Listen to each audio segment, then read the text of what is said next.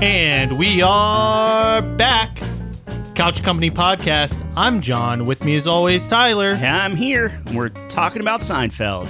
Yep, we were talking about Seinfeld and how it's a top 5 sitcom. Yep. Even though it's not in our top 5 as the Couch Company. Yep. Dude, I think it's hilarious. Dude, every time, well, I'll go down like these rabbit holes of watching specific programs, which I think I talked about this earlier, where I think it's all connected and they like coordinate with it. Coordinate with other things. Because like it's no coincidence that I started getting Sopranos clips or something when they brought it onto like a different platform or something. Sure. And then I just watched the whole thing. Yeah, guerrilla marketing. That's what we call that. Really? I mean, I don't know if... Yeah, technically. Where they cross-coordinate. Like you think, let's say something's coming to Netflix. Mm-hmm. Or let's say Arcane Season 2 comes out this year in the fall. Yeah. Okay. So maybe like a couple months before, does Netflix pay YouTube to start putting it in the algorithm of like Arcane Season 1 recaps or like just clips or something? Not recaps. That's a bad way to phrase it, but like clips and stuff that are older, but they start resurfacing.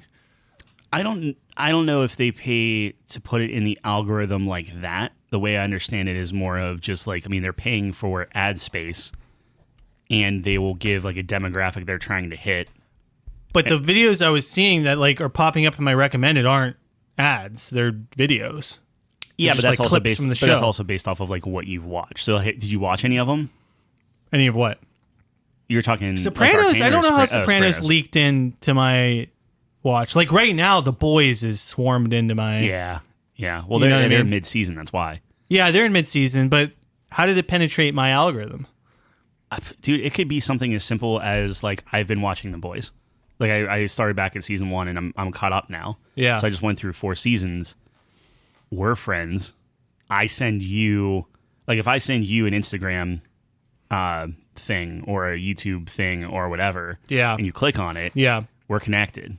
Yes. So that it's all crazy. crazy. I think it's like algorithm isn't just you. It's Everyone. you yeah. and everyone around you because they want to like you got to keep. It's like a talking about virus. Stuff. Yeah. So Spreads. Do I think that and I could be way off on this. Do I think the people at like VOD Industries or whatever it is, are smart enough to like be like, okay, well, we got to do this, and then this will bleed into here, and then like Tyler will watch this, and then talk to John. We got John, and now he'll get Do I think about that? Probably. I don't think so. I think they just pay for advertising, and I think the algorithm just knows us so well, us being just people, that it tiers everything, puts a hierarchy on everything, and it's how many people clicked on this clip, tens of millions versus another clip that no one clicked on. Cool, we know John likes gangster stuff.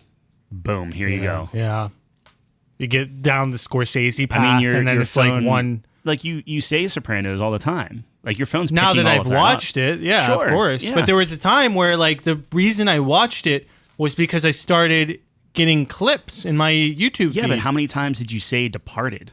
Or how many times did you say Godfather? Well, a lot, since I have a podcast where I talk about like 6 subjects. Exactly. Yeah, so sure. your phone's recording all of that, Yeah. and then boom, there you go. It's such a good show. And though. I'm sure I talked about this already, but way back when I was working in the office, and we were, back in the day when we would like sit in the lunchroom and have lunch together and stuff, and we talked about Dragon Ball Z and we talked about applesauce pouches, and both of those things were side by side on my Facebook reel, and that was the day that I turned Facebook off. Yeah, They're not real, But but it's what no I mean, like secret. ads or whatever. But I like was talking- side by side, like they heard me. It wasn't like they looked at it. It was like it literally recorded my voice, processed it, and served me up that ad. yes. That's insane. I was literally talking to one of my friends, and I forget how this came up in conversation, but we mentioned triplets.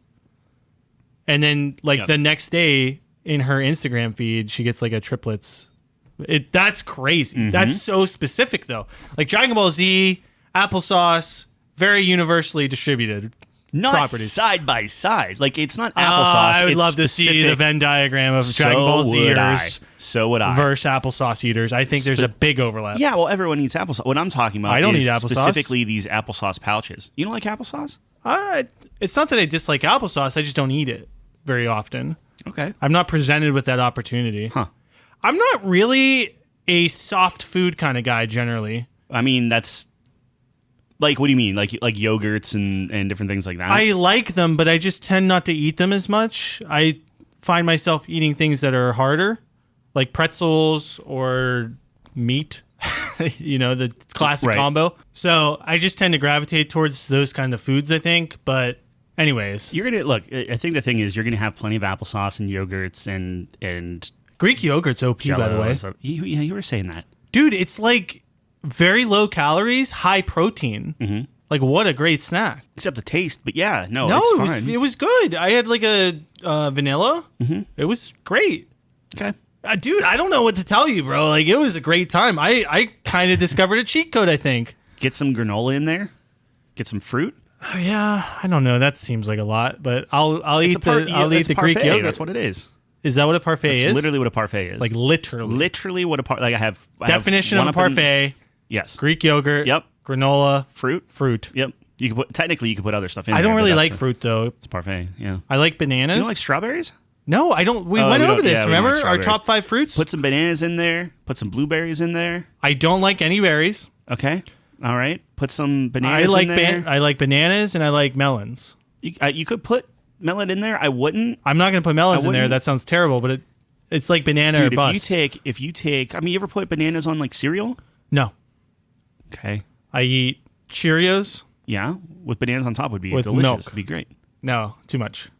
Okay. Too fancy. You kids and your fancy iPads. What I'm saying is, if you do some Greek yogurt and you put some bananas on the top, and you put some Greek yogurt and you put some bananas in the middle. Fine, Tyler. You know I'm a simple man. I know you. Yeah, but that's why of binary complexities than vanilla Greek yogurt. I get it. Yeah.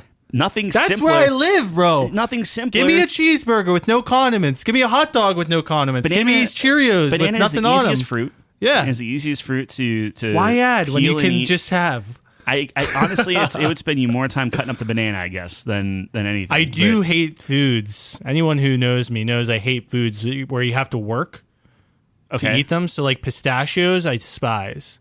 They're tasty, but you have to work to get them. Okay. Like open, Like I just hate that. Like oranges, you got to peel them. Like, come on, man. Just let me eat it. Like in the cartoons where they just eat it. You could eat it. Yeah, that one you could eat. The pistachios, not so much. You'd have to eat them like a pill. You would crack your teeth on those. Yeah, I've eaten a pistachio shell by mistake. Like I've cracked it. Yeah, like but you didn't. Little bit. Yeah, but you didn't keep chewing it. I did. It was one of those like you did 2 chews. Well, like I ate it and it like splintered, and then it's just kind of in your mouth. Like there's nothing. Spit it out. Well, yeah, but it's just like it's. How many chews did you do on that? So you went chew number 1, crack, like crack, and then I was like, ugh, and I take a little bit of the shell out. So 1 chew, and then I chew, and then there's more, and then I chew it. So maybe like 2 to 3 or whatever. Yeah, that doesn't count though. Yeah, it's I thought you went crack. Oh man, crack, chomp. Crack. No. Chomp. I've done that with edamame. I did that because no one told me how to eat that. Not really. Yeah. No, it's softer than pistachios. Yeah, sure. Softer than a hard nut shell. I get that. I'm saying, are they legumes? What? I think cashews are legumes. What are pistachios? Nuts. Are they? I don't know. I don't know either. I don't think they are. Anyway. I used to have a department for this. Yeah, I know, right? I did it with I'm just kidding. edamame where I didn't know what it was. I thought it was like a green bean. Yeah. Right? Like they're like little pea things in. How long were you eating edamame the wrong way? One, and I was like, "This is the worst thing I've ever had," and I swallowed it. Like I got it down, and then they told you, and then she was like, "What are you doing?" Like, what? I was hoping it was like sucking the dude. The I just kept eating them, and I just kept forcing it because everyone says it's great. No, Chelsea loves them, and I was like, "These are disgusting. Good. Yeah, they're terrible." You don't like them now that you're eating them the right way? No, it's too much That work. first one? Well, that's what I'm talking about. That's more work. Well, like you can't even. So it's like, oh well, if you season them right and blah blah blah. I'm like, you can't season edamame right unless you take all the peas out. What you do is like you suck on it. Yeah, that's gross. And then you get that's gross. That's the same thing as sucking on the pistachio shells. You de-shell the pistachio. You put all the shells in a bowl. And then when you're done eating all the pistachios for the rest of the TV episode or whatever, you're just sucking on the shells and sucking all that salt off. People do that? People don't do that. There's I might no have way. heard a guy. You do that? Dude, that's weird. No, it wasn't me. It was a friend. He was watching The Boys, and he was like, I got some pistachios. Tyler's friend Byler. Yeah. Shiler Buff. Yeah. That's strange. All right. Well. I'm not going to judge you on that, but it's strange. Okay. And like, I would never do that. Okay. So you're talking about sucking on an edamame, which everyone does, is gross. Yeah. But sucking on pistachio shells is not gross? No, because it's hard. If you're sucking on edamame, you're sucking on the skin of a pea. Yeah, it's awkward. Yeah. But if it's hard, that's normal. It makes it easier. Yeah, it does make it easier. I'm not going to argue with that. I'm just saying it's still weird. Yeah, that's what I'm saying. Anyways, to go back to the first point I was trying to make in this episode, Seinfeld holds up unbelievably well. Okay. And I still get clips, so I'm reverting it back to the whole algorithm thing. That's how we went down this trail. Right. We're climbing back up the trail. I still get clips of Seinfeld, and it just make me laugh every time. It's just so funny. Like, the monologues in that show hold up so well. I didn't know they had monologues, but yeah, sure. like the sea was angry that day, my friends.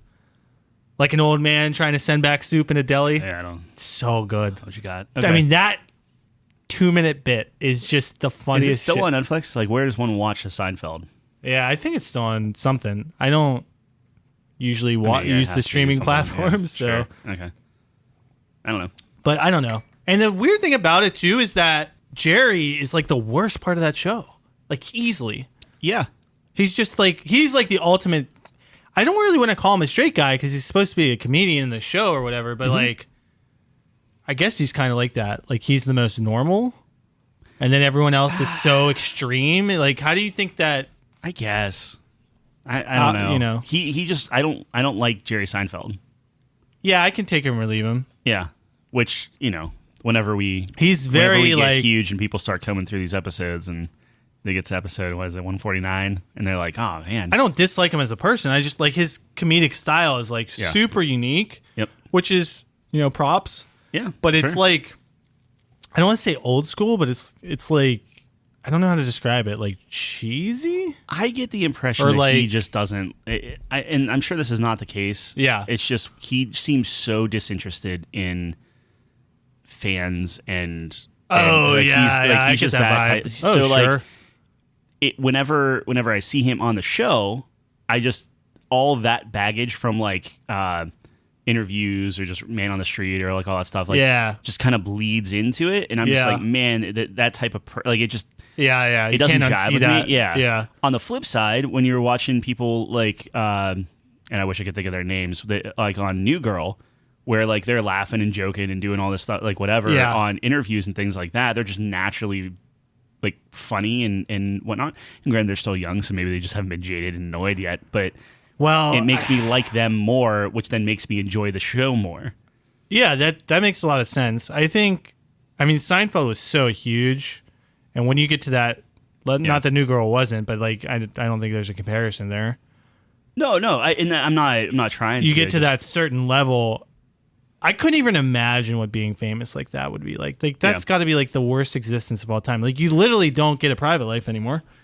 Yeah, but like whenever he goes out, they're gonna you sign up for it. Like that's the thing. Of course, you know what I mean? No, I'm not losing that's what sleep over it. Yeah, but I'm just saying, like I do have some sympathy towards that situation because like I'm trying to put myself in that shoes and I don't know if I would be like the most upbeat positive guy as it pertains like I can say I would be, but that's got to be really grating. Like you go out and everyone talks about this project you did 30 years ago. Yeah.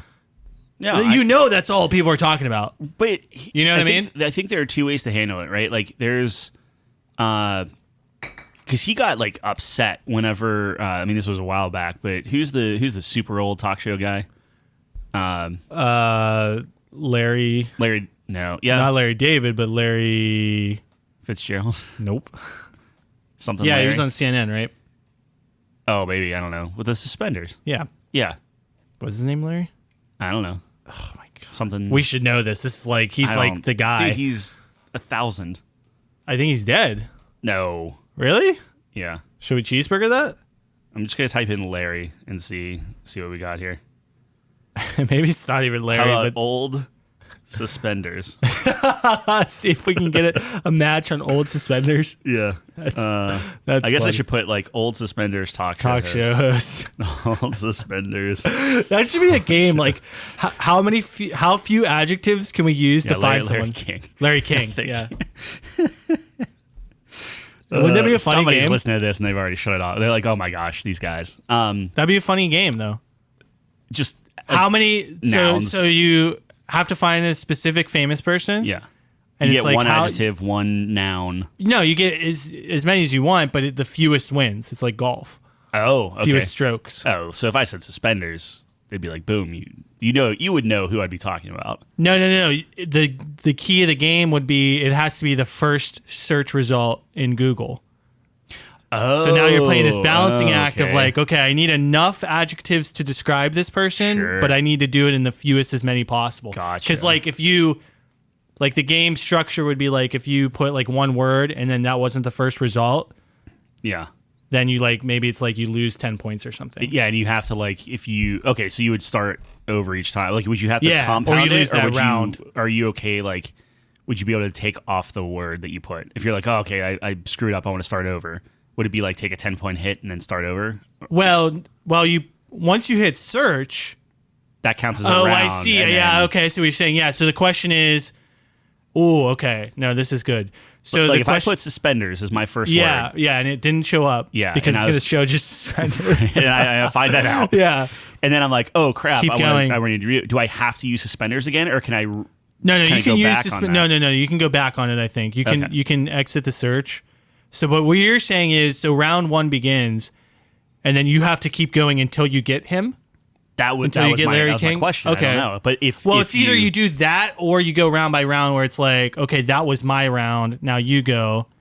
I think I like you keep going okay until you get him. okay sure.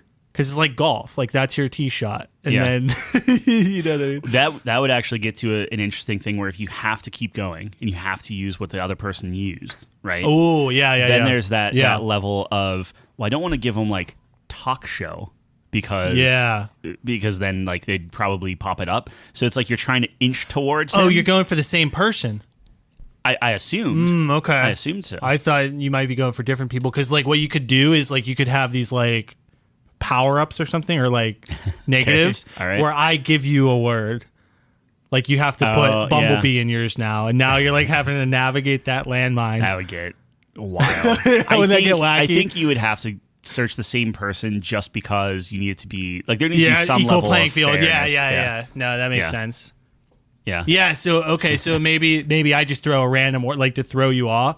So, like, what if I'm ahead, and so I'm just trying to tank you now, so I stay ahead of you? Right. Yeah, But that's interesting. And maybe there's a limit where it's like if you hit 20 words without him popping up, no one wins. Yeah. So what if it's this way? What if it's like we each add a word every time until we get there? Yes, yes. And then whoever gets there on the search wins the round. Right. Gotcha. So if you put suspenders and I put talk show, it'd be like there's no way like you would get that, obviously. Yeah. So I would put old, which would still give you pictures of like old suspenders. Yeah. And then it would be on you to like pick Talk pick show. the next one or whatever. If you that'd be, if you hit talk show, it probably is done. But that would be how it would work. So it'd be if one person goes old, okay. Right. How's the next one? So you like it's what about this? What about you this? inch closer. Okay, so what about this? You get your person. Yeah. And then each person gets one word to ban. Okay, that'd be good. Right? That'd be Like, a you good get a one. ban every round, Sure. so it's not too easy. Yeah. So, like, you ban talk show, I ban CNN. Okay. Right? And now now that kind of, the game's a little longer. And like obviously you wouldn't be able to type any part of his name. Yeah, so right. that's It's like easy. charade rules. Yeah, exactly. Yeah. Dude, this goes right up there with what was our other game called? It was with dinosaurs. Yeah, Thesaurusasaurus. Yeah. Thesaurusasaurus. Dude, we're gonna create that one day. Thesaurusasaurus. We'd have to go back and listen to that episode because I don't remember anything about It's it. it has something. It's like a card game, and oh man, it's something there. Yeah, it was really we good. spun it out. We did It spin was it a out. shower thought evolved. Yeah, we were in the shower together, Obviously. thinking about that. Yeah. No, it was something about a card game. Obviously, it's thesaurus related, where you're like, Oh, it was something like you have to describe something in the most complex way possible.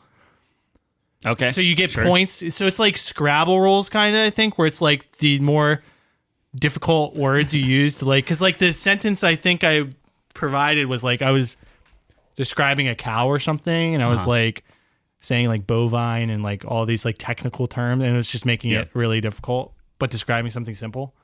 I think that's what it was, but I don't know. I feel like we have a habit of trying to come up with the dumbest games ever, but they require a level of sophistication or knowledge. Or that's like, a fun, dude. The search game, that's a fun game. Yeah, I think so. I think there's actually something in there. Yeah.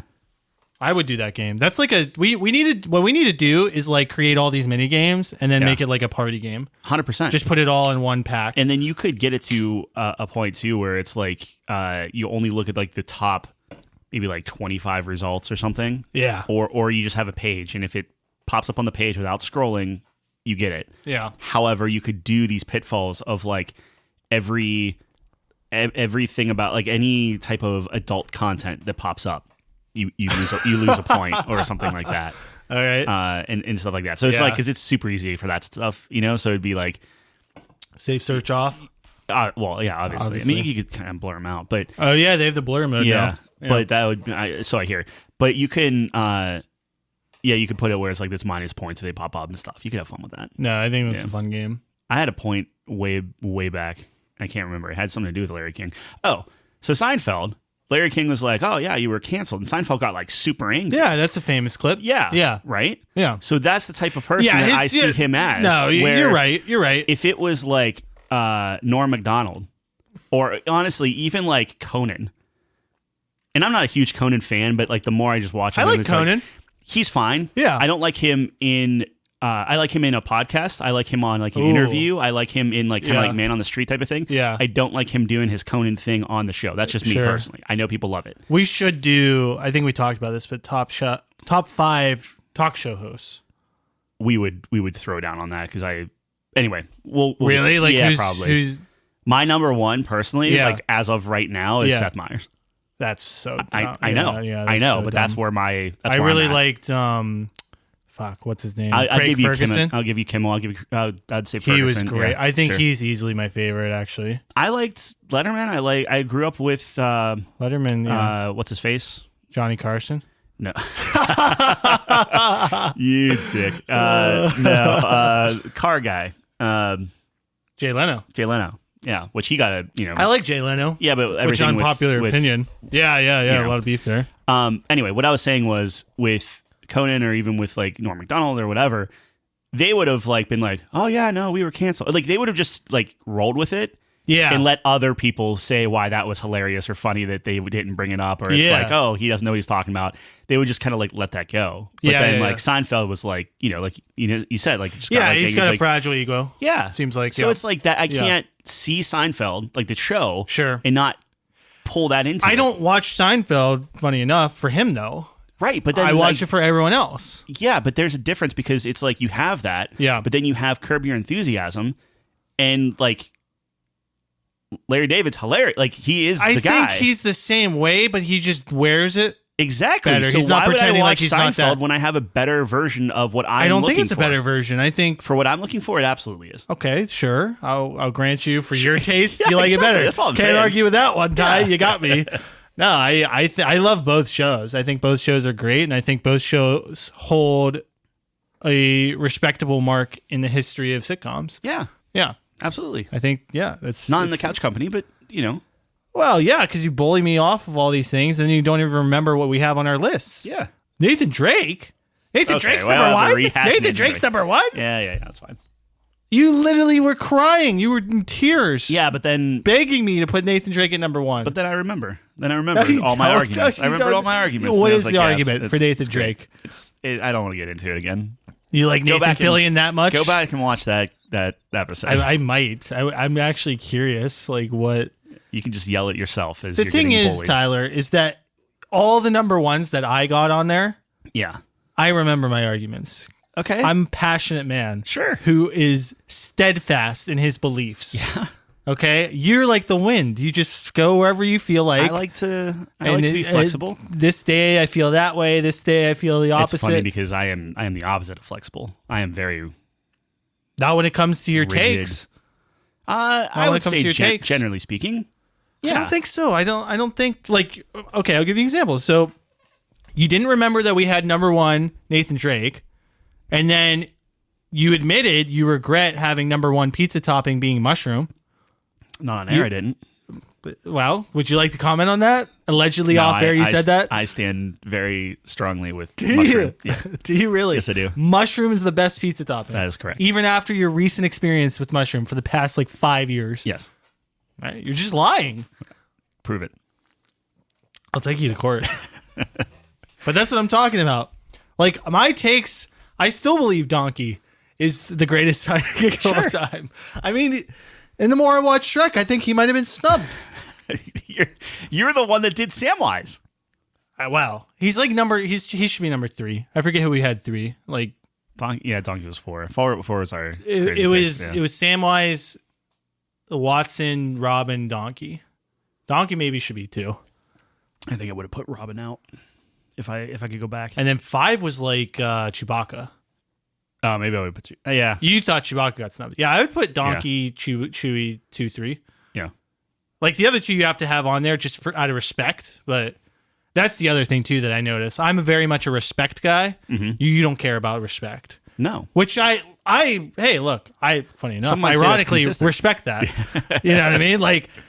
You don't give a fuck what other people think. You go with your own heart, which I like. I like that. I try. The problem is you don't remember what your heart says. My heart's fleeting, yeah. Your heart is fleeting. Yeah. But I do give respect points, right? Oh, thanks. When we talk about Grand Theft Auto all the time, there's a lot of respect points that go into that. I think there's a reason it's so beloved. Or in Elden Ring. So we talk about Elden Ring a lot on the show, and neither of us particularly jive with that. Mm-hmm. Although, to be fair, I've never played it, so it's not I need to do that. Yeah. So I can officially confirm whether I like it or not. But I do always give it respect points. Look, there's a reason. I am under the philosophy, and tell me if you agree with this, that if something's so popular, there has to be something valuable about Dragon's it, right? Dogma 2 is just super... Yeah, but that's not on the same level as Elden Ring. That's fair. I think you have to get to a certain strata. Yep. Yes, can there be flukes that are popular? Yes, but once you get to that elite level, like a Red Dead Redemption, Grand Theft Auto... from soft games. Are you purposefully setting me up for my thing that I wanted to talk about? No, I have no idea what you want to talk about. Keep going with your thought, and I'm gonna segue. So continue. Well, yeah, all these games are in this elite strata. Even a Fortnite. Yep. Do I love Fortnite? No, but do I think there's a lot of value there because of what they've done? Absolutely. That has to be respected. So my respect points for Fortnite, Fortnite changed the game. Yes. Right? To some extent. It changed. Yes. To me, I view Fortnite as the Marvel of video games. Yep. I don't know if you think that's an apt description, but it's I think it's more successful than Marvel long term. Yeah. I mean, we obviously you would have to see, but where Marvel is now, I don't know. But it's super successful. What I mean by the comparison is that they kind of set this unbelievable standard for success. They have all the crossovers. They do all these things. Yeah. And a lot of people try to copy them for that success, for the model that they have. And we see that within cinema for Marvel. Mm-hmm. That's my comparison. I think that a lot of people are trying to capture that magic. Right. Yeah.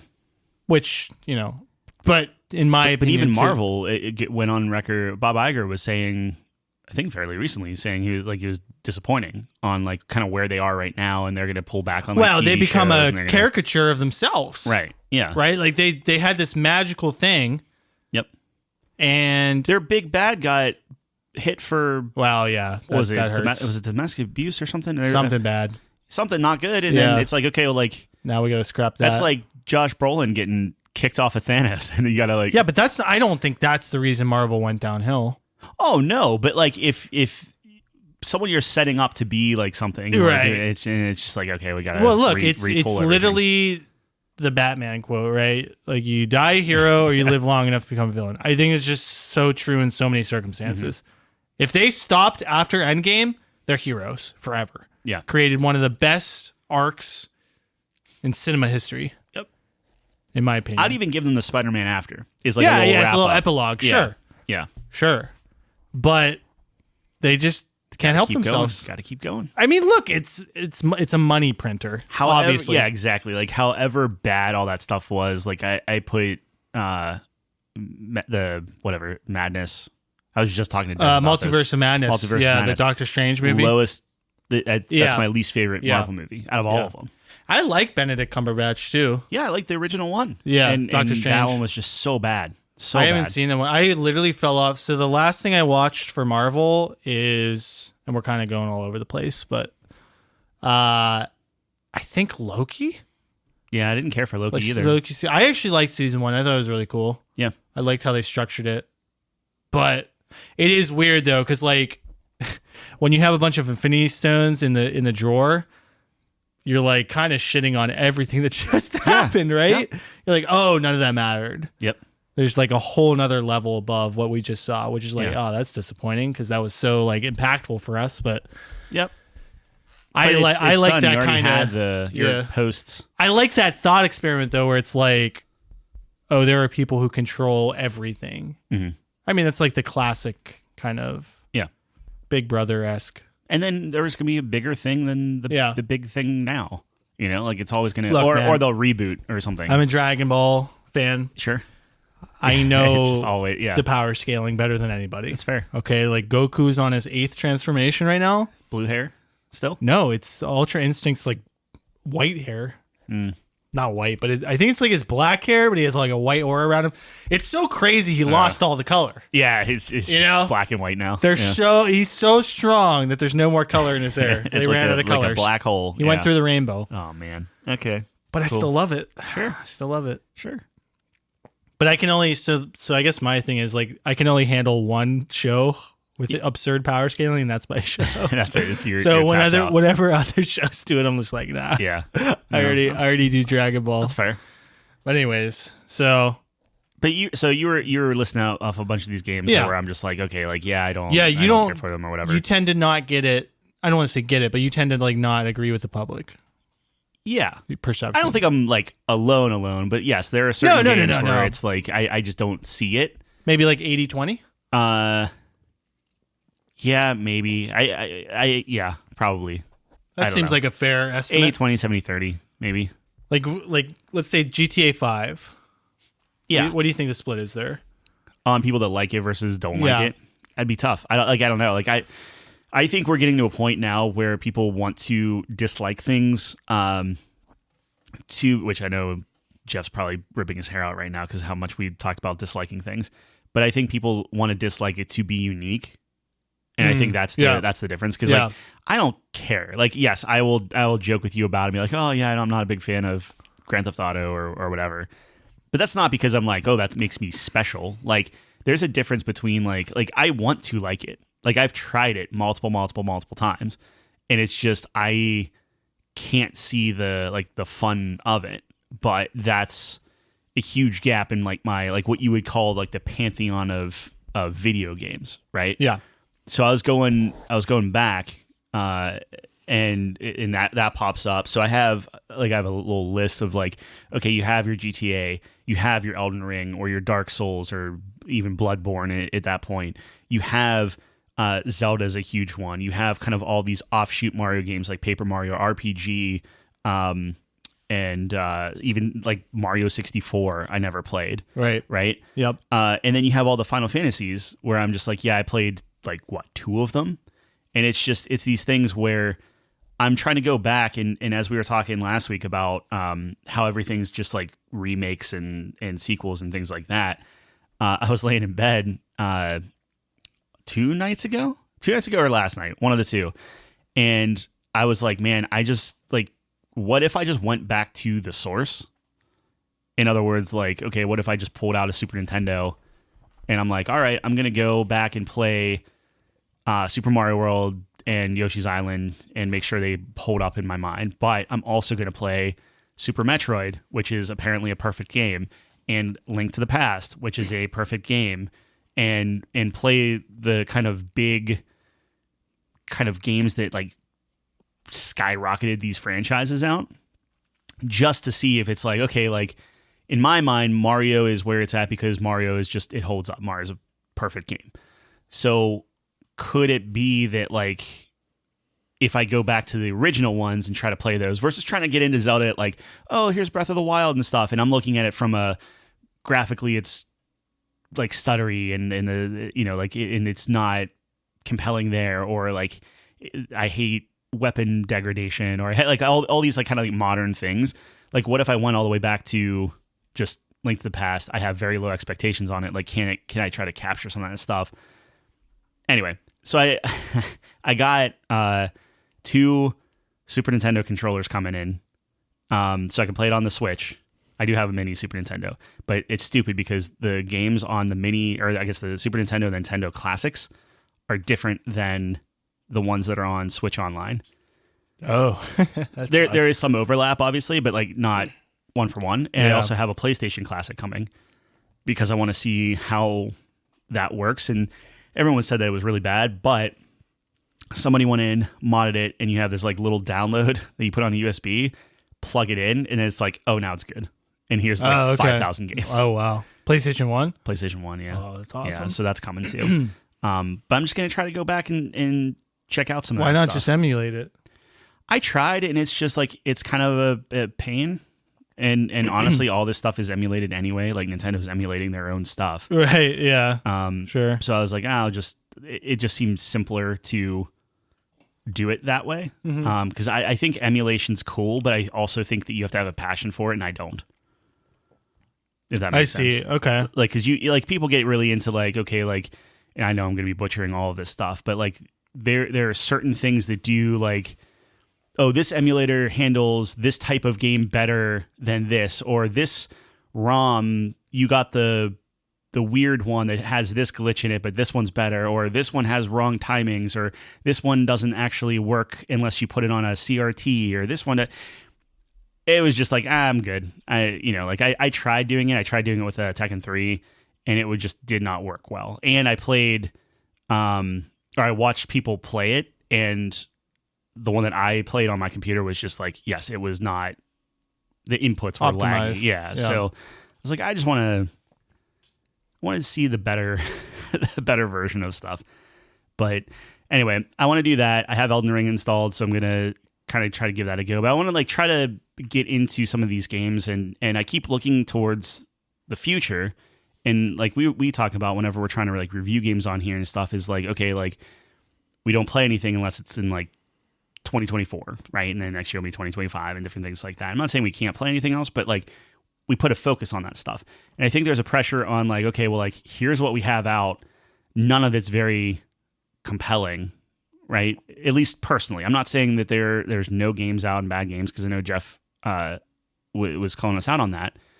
But it's one of these things where it's like, if I'm not being grabbed by any of these games, like I just played like that mini shoot adventure, and has overwhelmingly positive reviews and everyone loves it, and it's like, all right, I went through 3 bosses now, and it's just like, yeah, it's fine, but it's not like it's not like a Vampire Survivors, which I know it's apples and oranges, but it's like, it's not like a Dave the Diver. It's not Balatro. It's not Dave the Diver. It's not Dredge. It's not the Shadow Gambit. Like by now, I mean, we're halfway through the year.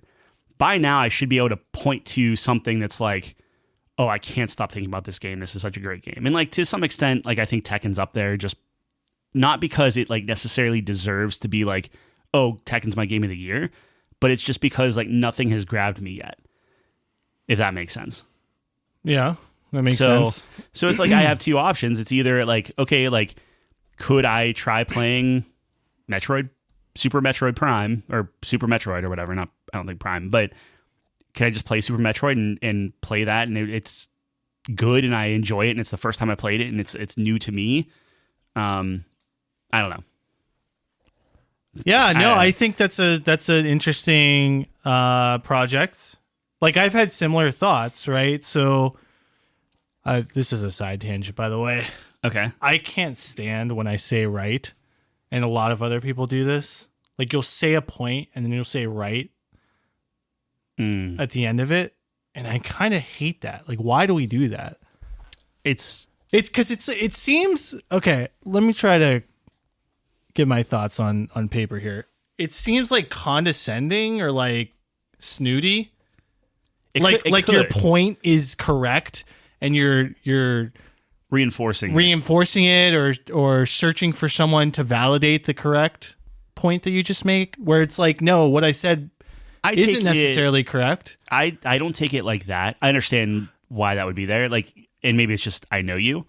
I take it as we're climbing a mountain, and at the top of the mountain you have your fully fleshed idea. Yeah. And as you're climbing up, you're kind of putting this pike in the rock. Yep. And every time you say right, you're like steadying me, like, okay, you're still with me? Like you didn't fall off the mountain, right? Like we're still going.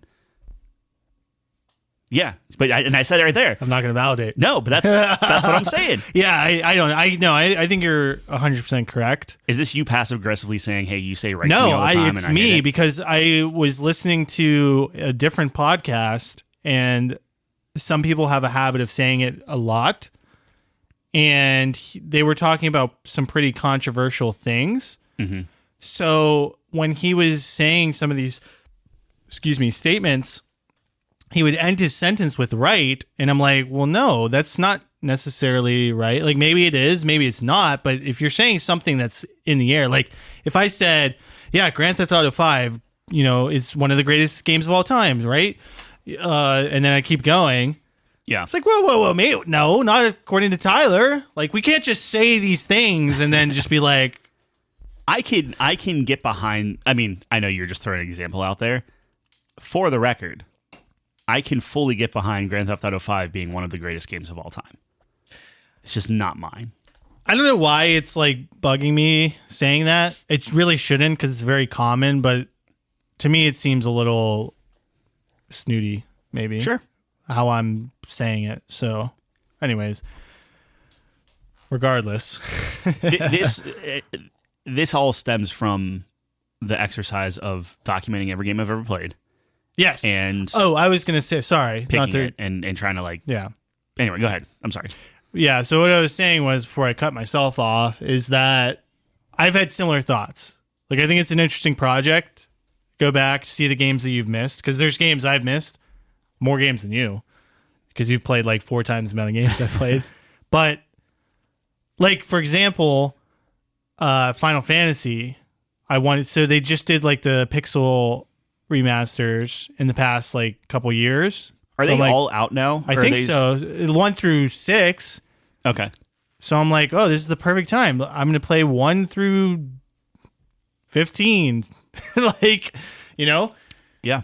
Because the only ones I've ever played was, 7 now, but 10. And that's it. I mean, 16 recently. I think you would like 15 more than 16. Ooh. Yeah, I know why you would say that for the dynamic, the brotherhood. Yep. I'm a sucker for that stuff. Yep. But you get that in 16 as well? Not like 15, you don't. Well, yeah, 15 is literally a road trip. Yeah. But I really like 16. I mean, you know my thoughts on that. But sure. I just like Final Fantasy in general. That's very up my alley in terms of like over the top, dramatic. Sure. It's Japanese. I mean, there's a trend here forming. Yeah. No, I think that's a great exercise. And that's what I like about this. So these exercises of us listing things out, I encourage people to do this because it really makes you think about what you like and why you like things. And I tend to discover more about myself when I go through these exercises. Like when I was listing out every game I've ever played, I had some similar thoughts. Now I know I wasn't ranking them, right. but I started ranking per system. So like I have my PS1 ranked. I have like the ones I have smaller amount of games on, I have ranked. Yeah. So yeah, it's really tough. And you have to really start thinking like, why do I like this game? But when you start listing things out, just creating any kind of list, you start seeing patterns. And you're like, oh, I really like this type of character. Yeah. Right. Absolutely. So like when we do that for like top fives or whatever for my own music, because I just have a bunch of lists that I create myself because I like the thought experiment. Yeah. Yeah. You learn a lot about yourself. So I think it's a healthy. So I have venture. 2 posters coming, just as like a test print of my top 25 games. I didn't go full 100 because I'm still working on the order of things. Yeah. But it is kind of nuts how after about 25, and I'll even maybe push it to 30, but like after 35, it becomes very muddied and gray, and at least for me, where it's like, okay, like I have my top 100, right? Like I kind of picked my 100 games, and there might be 1 or 2 that I'll flip out here and there towards the end of it or something. But like generally speaking, I have my top 100 games that I would say, okay, here are my top favorites. But the problem is, I wouldn't like fall on the sword for anything after, I'll even be generous and say 50, where it's like, okay, I have 50 games that shaped me as a gamer and that I think everybody should try out. But after that, it's just like, oh, this is cool. Oh, this is a quirky one. This is unique. This made me feel XYZ, whatever. Yeah. And the passion falls off.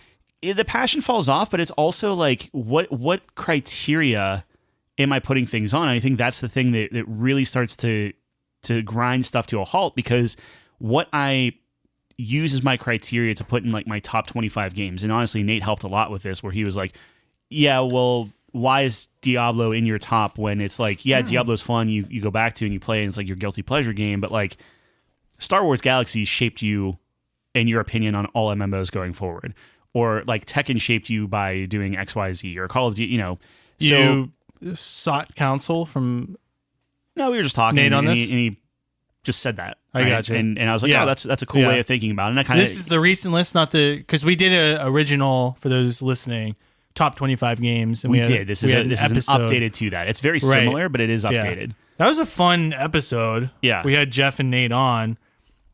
But even, like, I kind of regret that one because I had to put that together in a week. And now that I have more time to think about it, and I have all of the games I've ever played listed.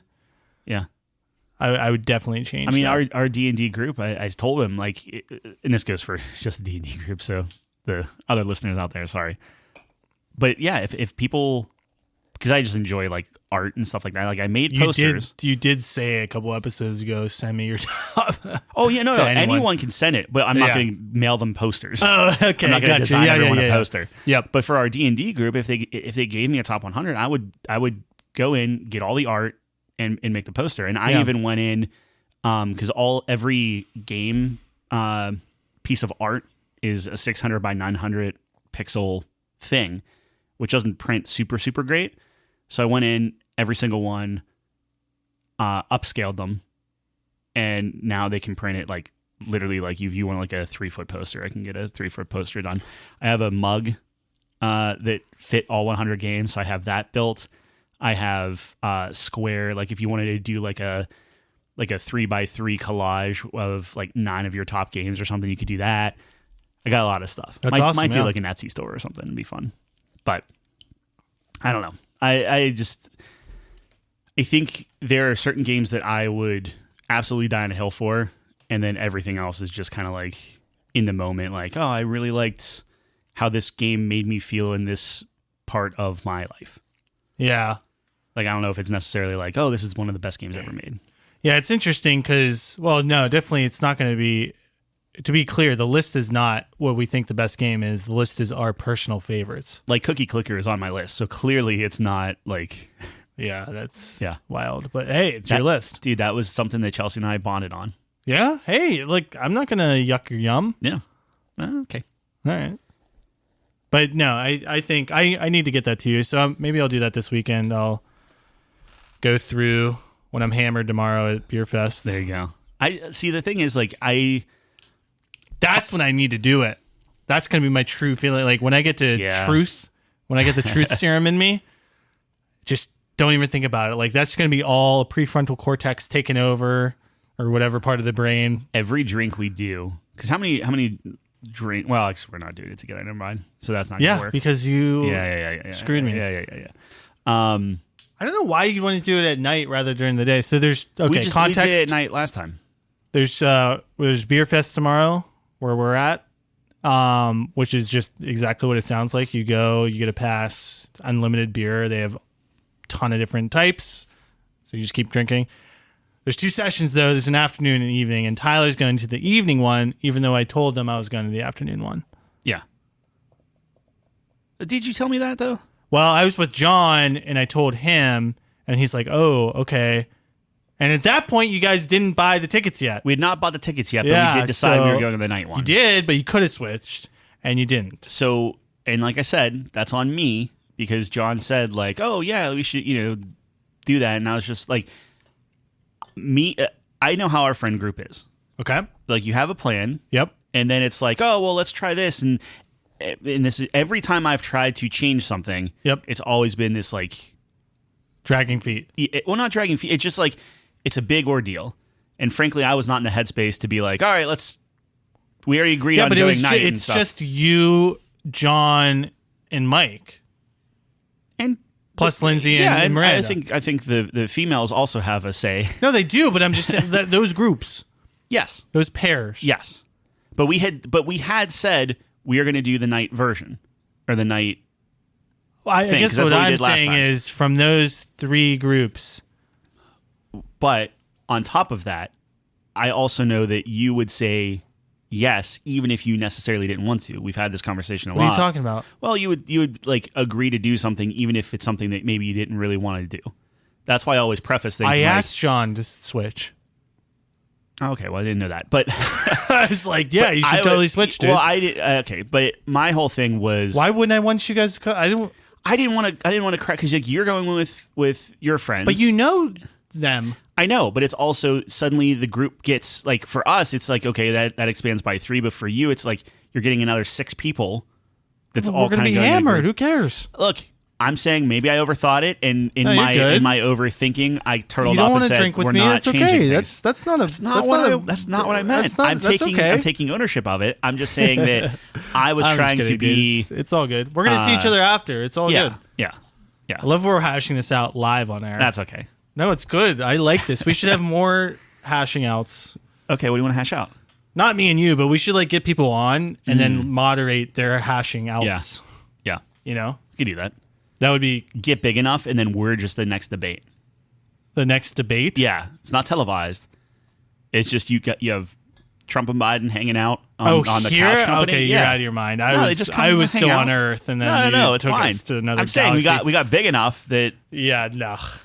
I will say I was seeing something. So they were talking about like the golf stuff from the debate. Yeah, from the debate. Well, Trump was obviously like he'll never drop that. Politics. Okay, sure. I'm gonna dip a toe in real quick. Yeah. I'm not. It's golf. Okay, it's fine. So, like, obviously, Trump's like never gonna let this go. No, and why would you? He's like talking about like, I'll play him anytime. I'll spot him 20 strokes. We'll play for $1 million for charity or something. Okay, dude. If that happened, yeah, Biden Trump. Golf match, 18 holes, 20 stroke lead for Biden. Yeah. $1 million on the line, which I thought was low. I would have put like 10 million. Like something like well, this. He has so many court fees, he can't. That's true. Yeah. You can really tell that he's getting hit.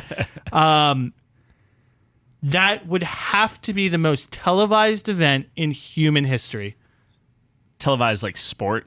No, event. Event? Oh, I don't know, man. Who would not tune into that? Who would not?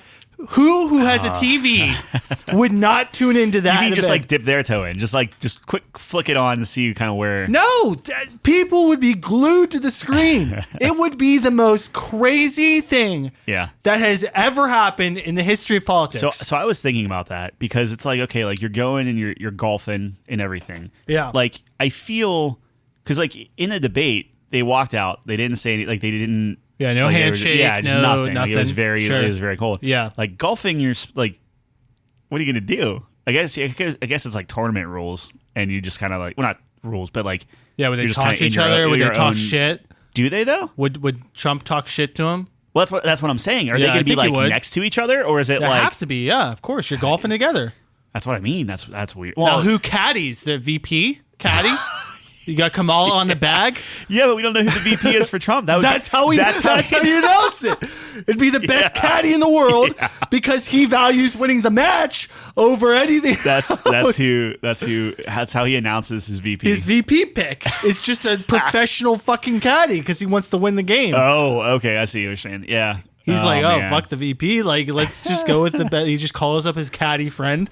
Oh, man. That would be the most televised event. You could have a pay-per-view, $10 pay-per-view. Yeah. 5 billion people would buy it. 5 billion. Did not to switch subject. Did Jake Paul fight yet? Mike Tyson? Yeah, it got canceled because Mike Tyson had some type of injury. Oh, really? Yeah, because he's like fucking 60. Well, yeah. I mean, yeah. Oh, this fight was ridiculous to begin with. Yeah. I don't know, dude. That's crazy. He's literally fighting someone like 3 times his age. That's insane. Yeah, it's Tyson. Yeah, it's Tyson. It's like, that's how amazing Tyson is that people aren't like, this isn't elder abuse. What was the Vegas odds on that? I don't know. I think Tyson was ahead though. Yeah. I mean, he looked fierce, bro. Yeah. In the gym. He still has it. Yeah. I'll never forget this. I was watching him on Joe Rogan. Uh-huh. And this was like before he started getting back in like the fight stuff, or like at least just training or whatever. Yeah. And Rogan was like, "Oh, do you still hit the bag? Do you still work out?" And he's like, "Nah, I can't do that, dude, because I know if I do that, it's going to ignite the ego." And he was like, at least he knows. Well, dude, he said something along the lines of like, once I start hitting the bag, dude, it's like the God of War comes out or something fucking cold, like something crazy. And I'm like, this guy's the GOAT. Yeah, he's just terrifying. Like, you could just see in his eyes, like, I don't think there's a more fearsome person in the world. Yeah. Where it's like, I remember watching one interview from him where he was talking about, he had like this mentor, like, that taught him how to box or whatever. Okay. He was like really close to him. He was like a father figure kind of thing. And like, I guess he was talking, that guy died when he was pretty young, like in his teens or something. And I guess they were talking about that, and he was like getting really upset. And he just like ended the interview. He's like, "You got to go right now." And like, it was like weird. You got to watch it. I'll send you the clip. He's fierce. Yeah. No, he's terrifying. Yeah. Yeah. What were we talking about? Talking about games, playing gaps in our gaming history. Like, you're never gonna play the great, like, every game. No, but I feel like I need a Zelda. I need to be able to point and be like, I like Zelda. I like this one. I'm lacking on Nintendo game. I was just never a Nintendo kid. The only console I had up until I got my Switch recently, was GameCube. And then even then, I only had like 3 games for it. $20 a year, you get all those Super Nintendo games. You could play Super Mario World. I don't know. Here's the thing. I don't have Super Mario World as my number 1 game, but I think if you're looking at perfect games, it's a perfect game. I'm curious to see your list. How about you said the top didn't shift very much? Not too much. You want me to rattle them off real fast? It'd take 2 seconds. I literally have it right here. Hold on. Ruins the surprise, but sure. Oh, okay. No, I don't have to. No, it's fine. I won't. I thought we were going to do like a big episode on it or something. Yeah, that's fine. Yeah, let's do that. I forget what you had last time though. So, good. Yeah, it's good. I know Mass Effect 2 is up there, and it'll be up there for me too. I have trouble with like, where do I put League? Because that's like your Diablo dilemma, right? Where it's like, I have invested so much time in this game. Diablo is in my top 25. Well, League has to be in my top 10 as well because that is my most played game of all time, and the highs are very high, but the lows are very low. So it's like, it's such a roller coaster. But I think for me, the fact that it makes me so upset shows how much I care about the game. I think even if you're not willing to, not even necessarily willing to admit it, but even if you're not able to articulate why. No, I can articulate why. No. But I'm just saying, in general, at some point, if you put hundreds and hundreds and hundreds of hours into something, like it just has to. Like, even if it's if you can't describe why it needs to be in your top 10 or whatever, it has to be there. Yeah, you know what I mean. Like, I think that was something a bit for Diablo and for Sea of Thieves were the two that they cracked my top 25. honestly, I think they cracked my top 10 not purely, but like largely in part because of like, look, I put thousands of hours into these. Yeah.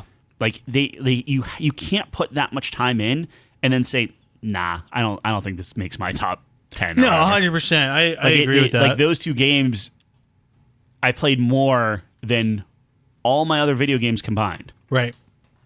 Without maybe not all, but like I don't know how many hours I put Tekken 3 on or whatever. But if you take modern day, it's by far and away. No, I agree with that. And I think what's going to be interesting about seeing our lists as well. So we had this conversation. So as Tyler alluded to, Jeff was unhappy with our take last week. Well, that's been going on for a while now, ever since like Games Fest and whatever. That we're pretty negative overall towards the gaming industry, which I think is a fair criticism. Like I was thinking about what he said. So essentially what he's saying is, oh, you guys say there's no good games anymore, but look at all these games that have come out, and he's like listing them off. And I think that's fair. Like if we look at this year in particular, I know nothing's grabbed you, but for me, there's several games that have really grabbed me. Tekken 8 I've never been a fighting game guy, and now I'm like purple rank in Tekken 8. Yeah. That's crazy. Balatro has way more hours than it should. Like I literally still am playing that game, and I'm still watching videos on people playing that game, like trying to get better. Final Fantasy was obviously a huge game for me this year. I have like 150 hours in that, and Persona was great as well. Mm-hmm. So to be fair to Jeff, and I think he's right, and maybe it's just maybe my attention span is lower because it's like I just finished Final Fantasy and then I want the next big fix, and maybe that's probably unfair for me. Like, you can't have a heavy hitter every second, but that's like kind of, we live in an age now where that's kind of what we want, and so maybe it's a situation in which when we were younger, and I don't want to say we had longer attention spans, but kind of where it's like we didn't have a choice. Like you had to wait until Christmas to get that next big game, or you had to wait for whatever reason. Like we didn't have instant access. You had to wait till you went to GameStop to get that next game. Yeah. It's like maybe, we were just conditioned more to be more patient, and maybe I'm not as patient, and I need to kind of consider that in my evaluation of like where the gaming industry is now. I think I do believe what we're saying does have some merit though. Mm-hmm. Because, like, we did go through the top games this year, right? Yeah. And we listed out how many of them are remakes, how many of them are DLC, right? Like, there is... I think it's important to include sequels as well, because to me, that's indicating that it's not a new, unique property. But which I know you disagree. I disagree with that, yeah. But I guess my thing is that... I guess my thesis is that companies were more willing to take risks in the past. And I think maybe because of how expensive games are now, probably leads to this. You have to play it safe. You have to make a sequel. You have to know that it's going to sell, or else that's a big hit. Yeah, I think and Jeff makes a point that you're not going to get a 10 out of 10 game every year. Yeah, of course. And I agree with that. And granted, we're only halfway through. Star Wars Outlaws might be a banger, Who knows? It didn't look great. Well, and again, I'm being negative Nancy over here, but or negative Ned. I don't know. It's just like, I don't know. It didn't look great. Am I wrong? Like we saw gameplay, we saw action. I think I will be shocked if it runs well on my computer. Yeah, is really just like after watching everything, especially that it's gone gold. Yeah. So my whole thing is like, okay, this game has gone gold. And what's gold mean? What do you mean by that? It's done. So like back in the day, I was like, okay, like here's the final. Oh, okay, it's the final build. Yeah. Okay, gotcha. Yep. So sorry, I'm bringing old terminology out. No, it's good. I think they still say that, but my thing is, it's gone gold. But even when they're still showing clips of things, or if they're like they just put out a YouTube video about like here are all the different like outlaw factions or whatever. Like here are the Hutts, here are the Pikes, here's the whatever. Yeah. And it's like, dude, every other clip, the clip is like, oh, this is 30 frames, and then they show a clip of a 60 frame thing, and then they show another clip of like a slowed down 30 frame thing, and it looks just jittery as heck and all over the place. Mm-hmm. And it's like, if that's an indication, I'll be shocked if it plays well, and that scares me. But it could be good. Who knows? My whole thing is, when we're going through the list of, okay, here are all the top games that came out. Tekken's very good. We enjoy Tekken. Do I think that the story of Tekken is very good? Would I have any love of Tekken? Would I have played Tekken past the campaign and knocking out, beating with every character, had you not taken to it and then us just kind of keep pushing each other and doing stuff? Absolutely not. I'm not saying that it would be a good game or anything like that per se, but Tekken is not a. I don't want to say it's like it's not a top tier game, but it's barely getting into the 90s. I think it's a very good game. I really like it. I think it holds a special place for us personally. Objectively speaking, I think there were a lot of problems with it at launch. I think it's just like it wasn't on the same caliber as certain. Was there? According to the people that actually played Tekken for however long, it's like, okay, you have all these patches. But that's like top 1%. Fair enough. Or top 10%, let's say, to be generous. Fair enough. Like that's not us. But when you look at the Tekken store, when you look at the pass, when you look sure. at it's just it's not perfect. high quality. But I think it's a fighting game renaissance, dude. Like, no, absolutely MK1, not. I love Tekken. Street Fighter 6, we give it like a Tekken 93, right? Or something like that. Yeah, I stand by that. I think it's a 90s game. Sure, but it's like low 90s, like it's barely cracking that, right? But that's, for me, 90s is an amazing score. It is. But what I'm saying is that's like the top game in for this year. So like when you're looking at all these games, you're looking at like, okay, like taking the DLCs out, right? Because like if it's like a standalone DLC, then maybe something. But if you're taking the DLCs out,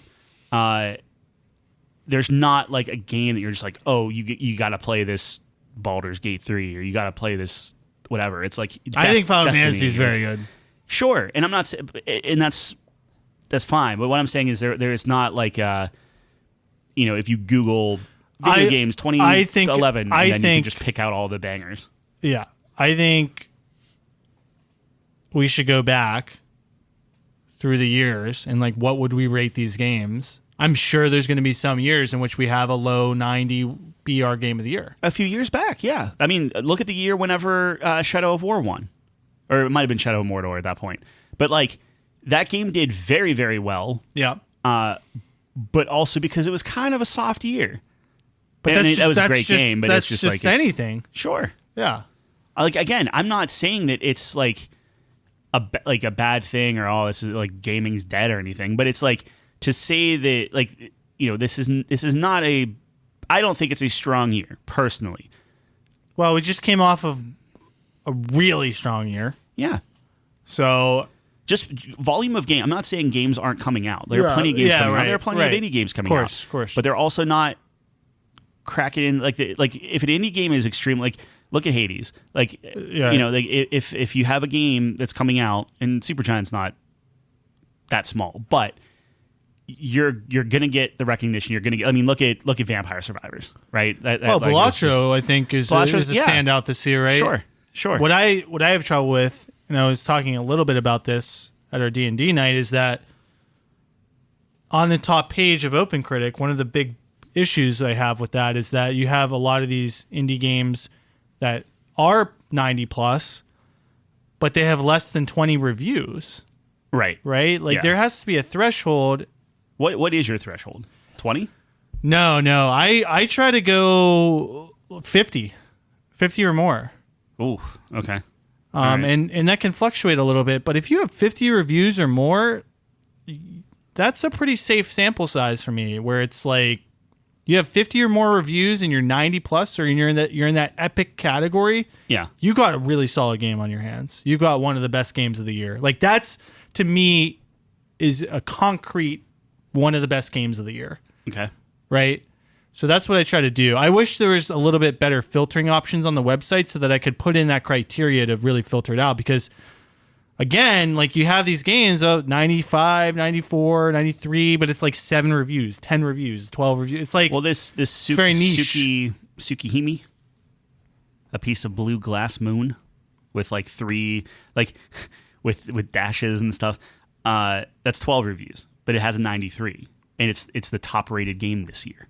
That's what I'm saying. So is that going to win Game of the Year? No. There's no way. But if you're looking at all of the games that have been out so far, short of Final Fantasy VII Rebirth, which got a 93. Yeah. The next one is Bellatro at 91, and then 90 is the highest rated game. So it's like it's one of those like we're halfway down through a year and there's nothing cracking into. There's down from last year. Yeah. Because let's use this experiment. Let's continue this further. So, just as we did this last week, but again, I think it's to emphasize, 94 is in the lead with Elden Ring, the DLC, but that's not in contention for Game of the Year. At least I don't think it should be. Should there be a category? Who knows what they do anymore? If that wins Game of the Year, and then last year Cyberpunk wasn't allowed to be nominated, Cyberpunk got best continuing game. Right. And then they quit development on the game. Yeah. There needs to be a DLC. I think there needs to be a DLC category. Sure. Yes, I agree with you. I understand what they're trying to do. Like, that DLC was amazing. It needs to get credit somewhere, but they didn't have a good category for it. So that's on the fault of them making the categories. They need to make better categories, in my opinion. Yes. So anyways, you have Elden Ring in first. You have this game you're talking about in second with no reviews. Final Fantasy, Bellatro, Destiny 2, The Final Shape, right? Yeah. Which is, I'm shocked that it has so many, it's so highly rated. I thought Destiny was a disaster. But then you have Hades 2, which isn't even out. Yep. And then you have Tekken 8. Yep. So you get to these like 9, Tekken 8, Like a Dragon, both great games that came out this year. Last of Us is remastered for the millionth time. Mm-hmm. Animal Well, which to Jeff's point, yes, deserves to be up there, I would say. That's another one. Like that and Bellatro are definitely standouts for indie games. You have Braid Anniversary Edition, which is like a re-release or a remake. That's from the 360 eras. Yeah. Shin Megami Tensei 5, which came out a couple years ago. Like they do this thing where like if it gets released on another console, it counts on the top board. Right? So that doesn't really count. 1000X Resist, not a lot of reviews. Solium Infernum, Time Melters, Athenian Rhapsody. Right? Like do these games have a lot of reviews? I mean, I can check, but like this has 16. This has 4. Athenian Rhapsody has 8. Yeah. Like what are we talking about? Paper Mario 1000 Year Door? That was a game a long time ago. Yep. That we did. To Jeff's point, Unicorn Overlord came out this year. Great game. But what did that like 88. 88, yeah. So right. Like already so it's still not exactly. Which I think is what your point is, right? It's just you're getting this lump of so we have 2 more. These are good. Persona 3 Reload, which is a remake. Mm-hmm. But very good. I think they did a great job with it. And then the Mini Shoot Adventures, which you were talking about. Which in 88. Is crazy to me. That's an 88. Okay. So sure. At least right now. So let me go to 23. Let me go to 23 just to compare. So you have Baldur's Gate 3, a new game. Yep. 96. Tears of the Kingdom, 96. Metroid Prime, that's a remaster, but 94. Then you have Videoverse, which I have no idea what this is. It's like 10 reviews. So you see my frustration with this? Yeah. Videoverse is the fourth best game last year? No. Yeah. I get it. Like there are always going to be games. It's just like I don't know why I would be looking in like these kind of I don't know. I get why Jeff is. Yeah, no, he loves games. He actually still loves games. I like games. I think I'm past. Yeah, I think I'm past. He'd disagree with me, but I do. No, I think Jeff actually likes loves the industry, loves games. I agree. I think Jeff also likes games that aren't because we're looking at like the top page of a specific website. Mm-hmm. He likes games that aren't necessarily like It's the experience. Well, yeah, it's the experience for him, but he's not influenced by like reviews like we are. Like we target those top games that other people say are good. Sure. goes his own path, which I respect. I dabble in the 80s. Like 80s is my bread and butter, right? Like, yeah, like you dabble. I should say I don't. don't. But normally. I think the big thing that I'm missing out on is a lot of the stuff that are getting good reviews, or the thing that really typically connected, or even if you're looking at your top 100, a lot of the games that have fond memories typically have other people associated with them. Yeah. And just we're in a time in our lives where, or at least I am, where it's like, okay, like I actually went through most of my wish list and just nixed half of them because it was like, okay, well, like this is a co-op thing. We're never going to play that. Oh, okay, this is a group thing. We're never going to do this. And it's like we just don't play games together like we used. Not necessarily just me and you, but like, you know, just in general. Like it's not like, oh, we're getting on, we're playing Call of Duty with the boys type of thing. And it's sad, but I think that like a lot of that stuff gets missed too, where, you know, people really like Pal World, and I like that sounds great, and I think V Rising was great, but the problem is we played it in early access, and then we, you know, hey, we'll play V Rising. It's like, okay, well, like I did everything. Why would I want to start back from zero and redo it? You know, which, you know, gets into the early access conversation. So I don't know. I just think it's more of like I want to like games. It's just I'm in a very tough spot in life to appreciate on the level that Jeff appreciates it. Yeah. No, I think that's fair. I think I'm not quite where you're at, but I hope definitely I feel it's more challenging. I mean, you just have less time than you used to. You know, life gets in the way, but like I'm not. I played Ghost of Tsushima. I played Mini Shoot Adventures. I played Little Guardsman. I played, you know, like I have all these games that like I'm sitting on a couch holding a baby. I could play those games still. But like, did it grab me enough to be like, oh, I can't wait? Like, it wasn't like Horizon, God of War, like even I guess Spider-Man to some extent, where it's like, oh, I can't wait to hop in and like see where the story goes, or I can't wait to hop in and just knock out some quests, or I can't wait to hop in Diablo and go for that next, you know, build or whatever. I'm trying to find a game that will grab me like that. And like, you know, you made fun of me with the early access on like Satisfactory, right? Where it's like, okay, that's been in development since 2019. It's due out this year, but like I have hundreds of hours in that game. And it's the same thing where like that grabs me, that keeps me up, that makes me grab a piece of, you know, grid paper and start doing math on certain things. And like Warcraft, I'm starting to build bases and stuff on a piece of scratch paper. I'm thinking through, like, you know, you mentioned Balatro, like thinking out builds on Balatro and stuff. And it's like that's the type of game that I'm looking for. Like Shadow Gambit, I literally would like lay in bed with my eyes closed, and it was like my mind place of like, okay, here's the map, here's what I have, okay, what if I came out, I'm like this is how I can do like a perfect run of this map or something.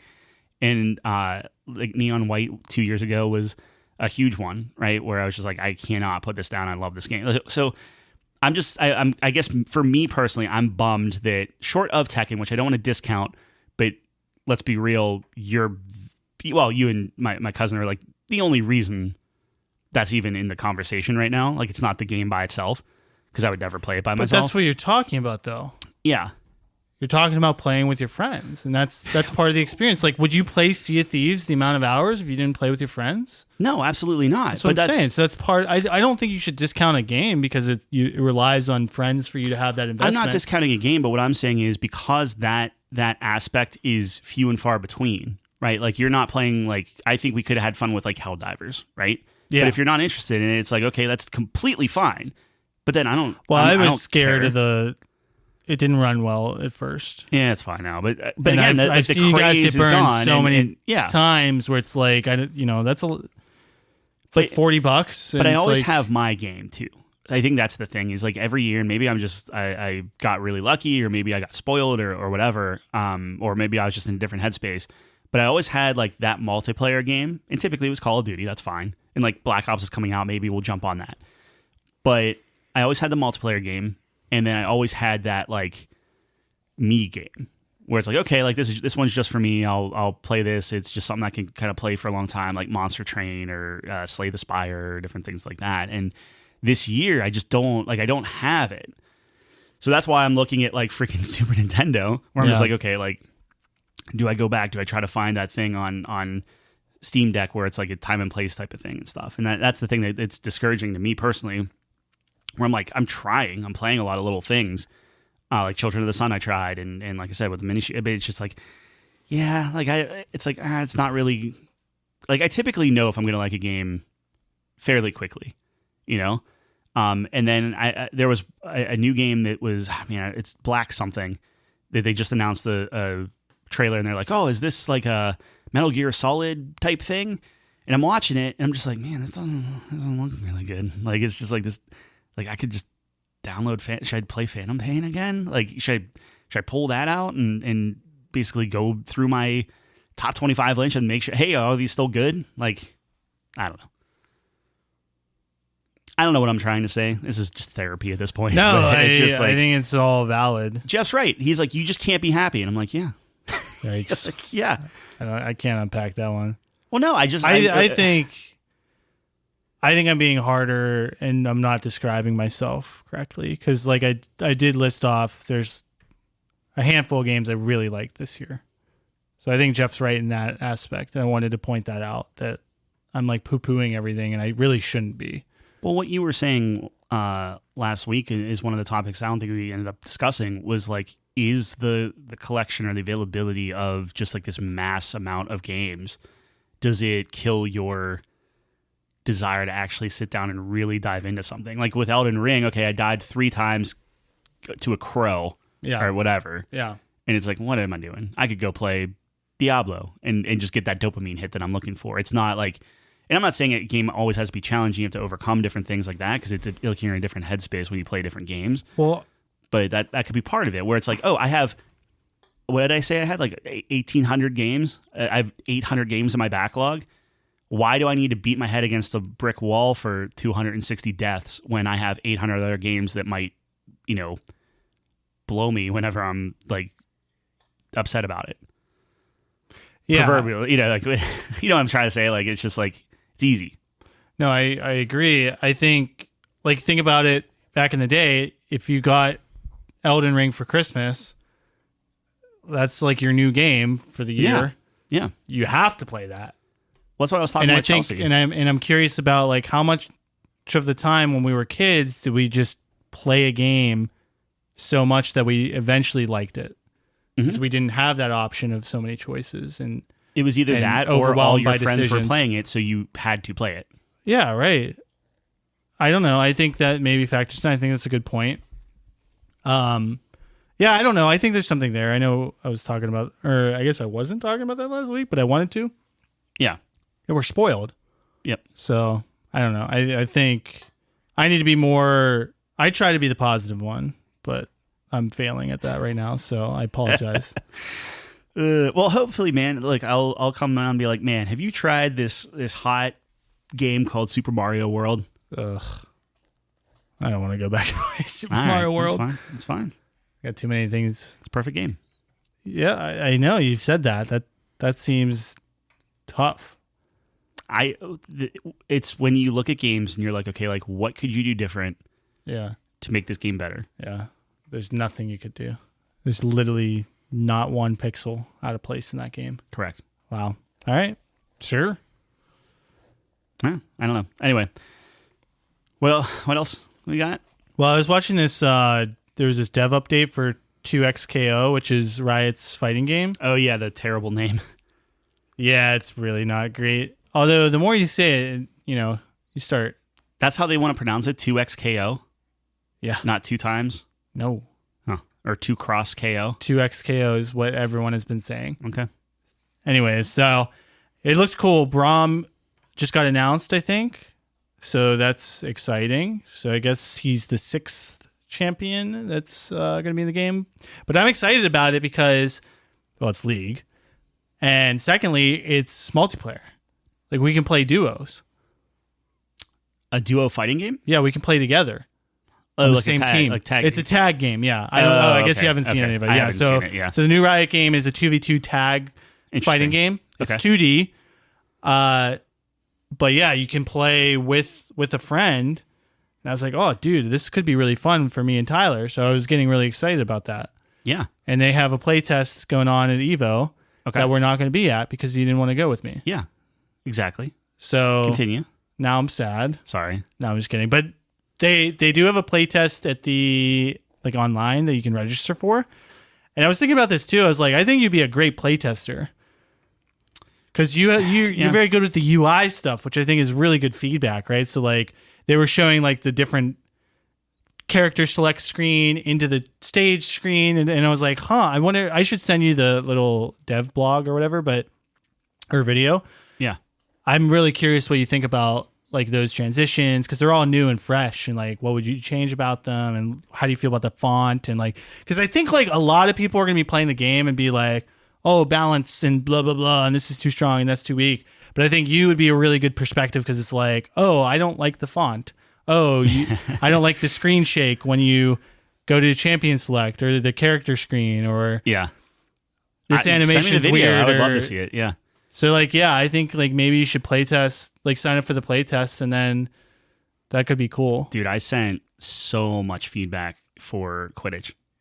Yeah? Yeah. Really? Did they respond to you at all? Or? No. Not a one. Damn. I don't even know if I'm allowed to say that I did Quidditch, but whatever. No, and it was all menus, UX. Yeah. Like just like, that's hey man, like whenever I click on this and then go to here, it highlights like a wrong thing. Like it's not intuitive. Like it doesn't highlight the thing that I expect to highlight if I'm going back one or something like that. Yeah. Even Tekken, I still want to like, dude, if you're in your game, like your battle pass, and you go out of the battle pass, at least on the PlayStation, technically on mouse keyboard it's easy because you're just using the mouse, but like on the battle pass, if you don't hit over twice and you hit X just because you assume that it takes you to the home screen, you're back on your home screen, it'll take you back into the battle pass. And just like little things like that drive me up a wall. So yeah, I'd love to see it. Yeah. Give my 2 cents. I think you'd be a great play tester. I enjoy that kind of stuff. I like seeing where things are. I just think it ruins the final product for me. So it's like, oh really? Well, it's the whole early access thing. Well, this game's like it's playable, so it's not like super janky. Like it's definitely an interesting. I'll send you the video. You tell me what you think. Yeah, but I'm excited for it. I mean, obviously, I like any League property that comes out. It's an instant support for me. But now that I'm got a little bit into fighting games, I'm like, ooh, okay. Definitely give this a go. Yeah. It's probably not going to come out anytime soon. Probably 26 if I had to guess. Okay. But I would totally be down to play that with you. So I have a weird, so you know 8-Bit do, the controller people? Nope. Okay, they do like, they started out like Super Nintendo controllers and different things like that. Okay. And now they have joysticks out and they have like Xbox controllers, PlayStation controllers, things like that. I have a joystick coming with, so it's a little box with a joystick, and there's a little box with like 4 buttons, and I'm getting all these boxes are like the same size, 4 things with big buttons. So I'm gonna have like a little joystick and little like, so you can like play, but then if I wanted to do like a rage art or if I wanted to turn on my heat, I hit the big buttons. Oh, right. To do, you can like map it all. Yeah. So then for the 2XKO, perfect. It's like let me try a new, like what would it be like playing a new fighting game with a new controller? Like how like learn it on the controller. That'd be kind of neat. Right. Yeah. So that actually makes me excited. I was on the fence with it, but I'm like, oh well, heck, I'll buy in there. It's fine. Nice. Yeah. Okay. You wanted to talk about Game Pass changes. Yeah. So Microsoft's making it real hard to root for them, and it's making me upset, and it's making me worried now in the next 10 years I'm going to have to pay Jeff $1,000. You have a $1,000 bet. Yeah, I do. Would you like to recap for the audience? $1,000 bet is that Game Pass will still be around in 10 years. Yeah. So 9.5 years. $1,000. And he made that bet with 2 people. Yeah. Jeff's on the hook for $2,000. Or he's about to get $2,000. Or he's about to get $2,000. So there's that. It doesn't have to be called Game Pass, so there is that. True. And I was thinking about this too. Like if Game Pass, like quote unquote, goes away, like you still have the 10-year span because it's like a 2-part bet. So it's like there's Game Pass and Nintendo and PlayStation can't move to like a digital first thing, if that makes sense. I don't I'm not following. They stop making games. It's either or type of thing. Like it's like if Nintendo and PlayStation start doing like, we're doing a digital library and we're not going to do physical games anymore or something like that in 10 years, we would also win. So it's really? Yeah, there's two ways to win? Nate has the official document that we have. But anyway, it's a 10-year bet, so I got time. Yes.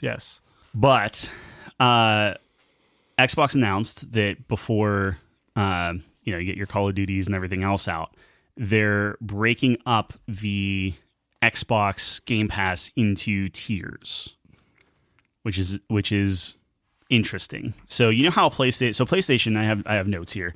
PlayStation is divided into like their PlayStation Plus to play online. Yep. You have your Essential, your Extra, and your Premium, right? Yes. So Essential's like, you want to play online with your friends? $10 a month, please.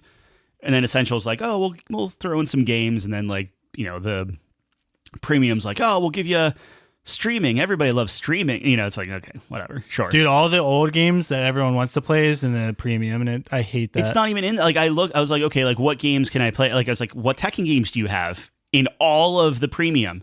Tekken 2. Oof. Cool. Yeah. That's the one I want to play. Yeah. Like, I would take Tag. I would take, like, even if it's like 7 or something, like, give me last generation's Tekken. Yeah. And it's just wild. But so their library is so bad compared to Game Pass. To some extent. I was looking online about that too, and it's just like people are very fanboy with that kind of stuff. But yeah, so then you have like, exclusive discounts and exclusive content. It's very like broad strokes. Like they're not on the hook for anything. They can put whatever they want there. And that was one of the things that we said with Game Pass, where it's like, okay, well, Game Pass doesn't do all that BS. They have, here you go, all the games day one, blah, blah, blah. Well, now Microsoft decides, no, we're gonna gate some stuff. So Microsoft now has Game Pass Core, Game Pass Standard, Game Pass Ultimate, and PC Game Pass. Did you look any of this up, or is this the first time you're hearing it? Okay. Fresh. All right. So Game Pass Core. So some things. All of those give you online multiplayer. Obviously, PC, it's free. It's because it's PC, but that gives you that's your Xbox Gold, basically. That's in there for all three. You get a limited catalog of 25 plus games on console. Obviously, you don't get down to the PC thing, but the other three tiers, you get 25 games that they kind of rotate through. What they are, how long they're very ambiguous. And then you get member deals and discounts. Which tier are you talking about? This is for all three of them. This is everyone gets all of these. These are like, that's it. Gotcha. Universal. That's it for Core. Yep. So Core is $10 a month or $75 a year. Okay? Oh, okay. So now you can pay yearly. That's it. Well, you could always... really? I didn't know that. Yeah, Game Pass, or not Game Pass, well, technically, but Xbox Gold, you could always pay a year in his whole thing. Oh, yeah. You know what I mean? Yes. So Game Pass Standard and Game Pass Ultimate, no yearly plan, at least not what they're showing. So Game Pass Standard is $14.99 a month, which used to be the original Ultimate price. Now Ultimate went up by $2. Now Ultimate went up by another $2 to $19.99 a month. Okay? So $10, $15, $20, which is kind of in line with Sony. Sony's 10, 15, and 18. But I think Sony was only 18 because that's what Xbox was at. I would love to see, okay, like how long until Sony's like, we're $20 too, real quick. Right. Anyway, so that's it for Game Pass Core. Now, for Game Pass Standard, you get the Game Pass catalog. Awesome, right? Hundreds of games. Fantastic. But now they have day one releases split out into its own thing. You do not get day one releases on Game Pass Standard. They are going to be added to the catalog at a future date. When's that future date? I'm glad you asked. It's case-by-case basis. So it could be, in a week, a year, whatever. So now you're starting to bleed into where Sony's at, where it's just like, we might give you God of War in a year or 2 years or whenever we decide to put it on our platform. So that's already not good. You still get your day one on Ultimate. So if you want your Game Pass how you know of it now, you're paying $20 a month. Now, the one caveat to that is if you have your Game Pass Ultimate now, so to speak, so for whatever you're considered for like the $15 mark, you're grandfathered in. as long as you don't let your thing lapse. Ooh. So as long as it doesn't lapse, Ooh. you keep it. Okay. Right? Okay. So then, and then you have your perks and discounts in EA Play and Riot Games, only on Ultimate. You don't get that on Standard anymore. And then your Xbox Cloud Gaming, which has been just MIA, like they haven't talked about anything. That's all relegated to Game Pass Ultimate for $20 a year. Now, the one thing with PC Game Pass was $10 a month. Now it's going up to $12 a month. But you keep your EA Play, you keep your day one game. For PC seems pretty unscathed for the most part. It's only going up by $2. So when you're looking at all of this, PC's going up by $2. Yes, Ugh. paying $12 now. Fuck. But it's this thing where it's like, okay, like if PC was going up to $15 a month, would you pay that? Or would you think about it? I would think about it. Exactly. Yep. But they know $2. What's $2? No, dude, you know I don't like this at all. It's calculated, right? We've been worried about this for years. Well, this was always in like a rumor thing, but I mean, I get it. Where like the thing that bugs me is it's not a growth plan, right? Like it is, okay, well, if we're already saturated on consoles, and now granted, I think that a new console will, Xbox is going to obviously put out another console. They already said that. A new console might, loosen some of this stuff up, and you might start getting more numbers and everything. We'll see what the next 9.5 years do. But the thing is, PC market, they can still expand into it. We talked about like, oh, what if Xbox buys Steam or puts it on console, or they stream Xbox PC Game Pass on Steam, all this other stuff. Going up by $2, you still kind of keep that player base. You still can kind of try to grow that and gain some market share there. Fine, whatever. But then you also have these other tiers where you're not adding new features. You're not getting more like people and trying to get people with like competitive pricing. Like we were literally just talking about like a couple weeks ago, right? Like how much we were like, oh, it's great for the kids. So they're past that now. So thanks, Microsoft. Now it's, let's take the people that we have, so 34-ish million people, right? And let's just squeeze them for everything we can get out of them. So that doesn't feel great. No. But it was inevitable. Jeff is fist like. pumping. I get that because Jeff hates the consumer, but I just, I don't think he hates the consumer. I'm kidding. I just want him to yell at me. Yeah. Okay. Well, keep going then. He scares me. Does he really? Yeah. He's harmless. Oh my gosh, he is. He's the best dude ever. But if he wanted to kill me, he could do it. Okay. You know what I mean? Sure. It's a big dude. Oh, he's huge. Yeah. The cinder block training. I feel so safe and so vulnerable at the same time when he puts his hand on my shoulder. Right? It's just like, oh man, I love you, buddy. I love his hugs. That's but hilarious. Like if you wanted to squeeze just a little bit harder, Kuma break my, like the bear hug. Break my back. Tekken 8? Yeah. You mean one of the Kuma best move. games this year? Yeah. I love Kuma. It's just a fighting bear. Yeah. And it just means bear in Japanese. Yeah. He's just his name's Bear. Sure. Yeah. That's awesome. It's efficient. Heihachi was an efficient guy. So anyway, thoughts, feelings? No, it sucks. I'm super bummed about it. I'm glad that the perks stay the same on PC, but I was really afraid of a move like this, and that day is here sooner than later. Yeah. They're going to keep creeping up, dude, because the issue is, consumer, as stupid as we are, we're going to pay it. Because it's like, dude, once it's on your monthly expenses and you're used to it, you just like, I don't even look at it anymore. But it's always like a $2 increment. It's all like if you look at Netflix. That's what I'm saying, but they're going to keep creeping. What is Netflix at now? 25. That's crazy. Yeah. That's insane. Yeah. Like, how long till Game Pass is there? It's not going to stop. They're testing the waters right now. Yeah. And I know that they've tried to do these moves in the past, and there's been a lot of backlash. Yeah. And then they reverted. It seems like that's not going to be the case this time. Yeah, well, that's because they're not saying your Xbox Live is, going up. It's sure. Xbox Live doesn't exist anymore. You're just getting it. Plus, we're giving you these other 25 random games. I don't know. We'll see. I mean, Yeah, this is how it starts. This is mark it down. This is where it began, the beginning of the end. Yeah. I think that the next console will be interesting and kind of like what is their, like what direction are they going? Yeah. Do they just kind of bleed everyone as much as they can now and then hope that the new console, like people have short memories, obviously. So is it like the new console, do they really dive into like the cloud gaming aspect of stuff? Like, can they get it right by then? Because I mean, they got Xbox Live right? Like, it was one of those things that I think I know I said right like 25 times to you, but they got Xbox Live.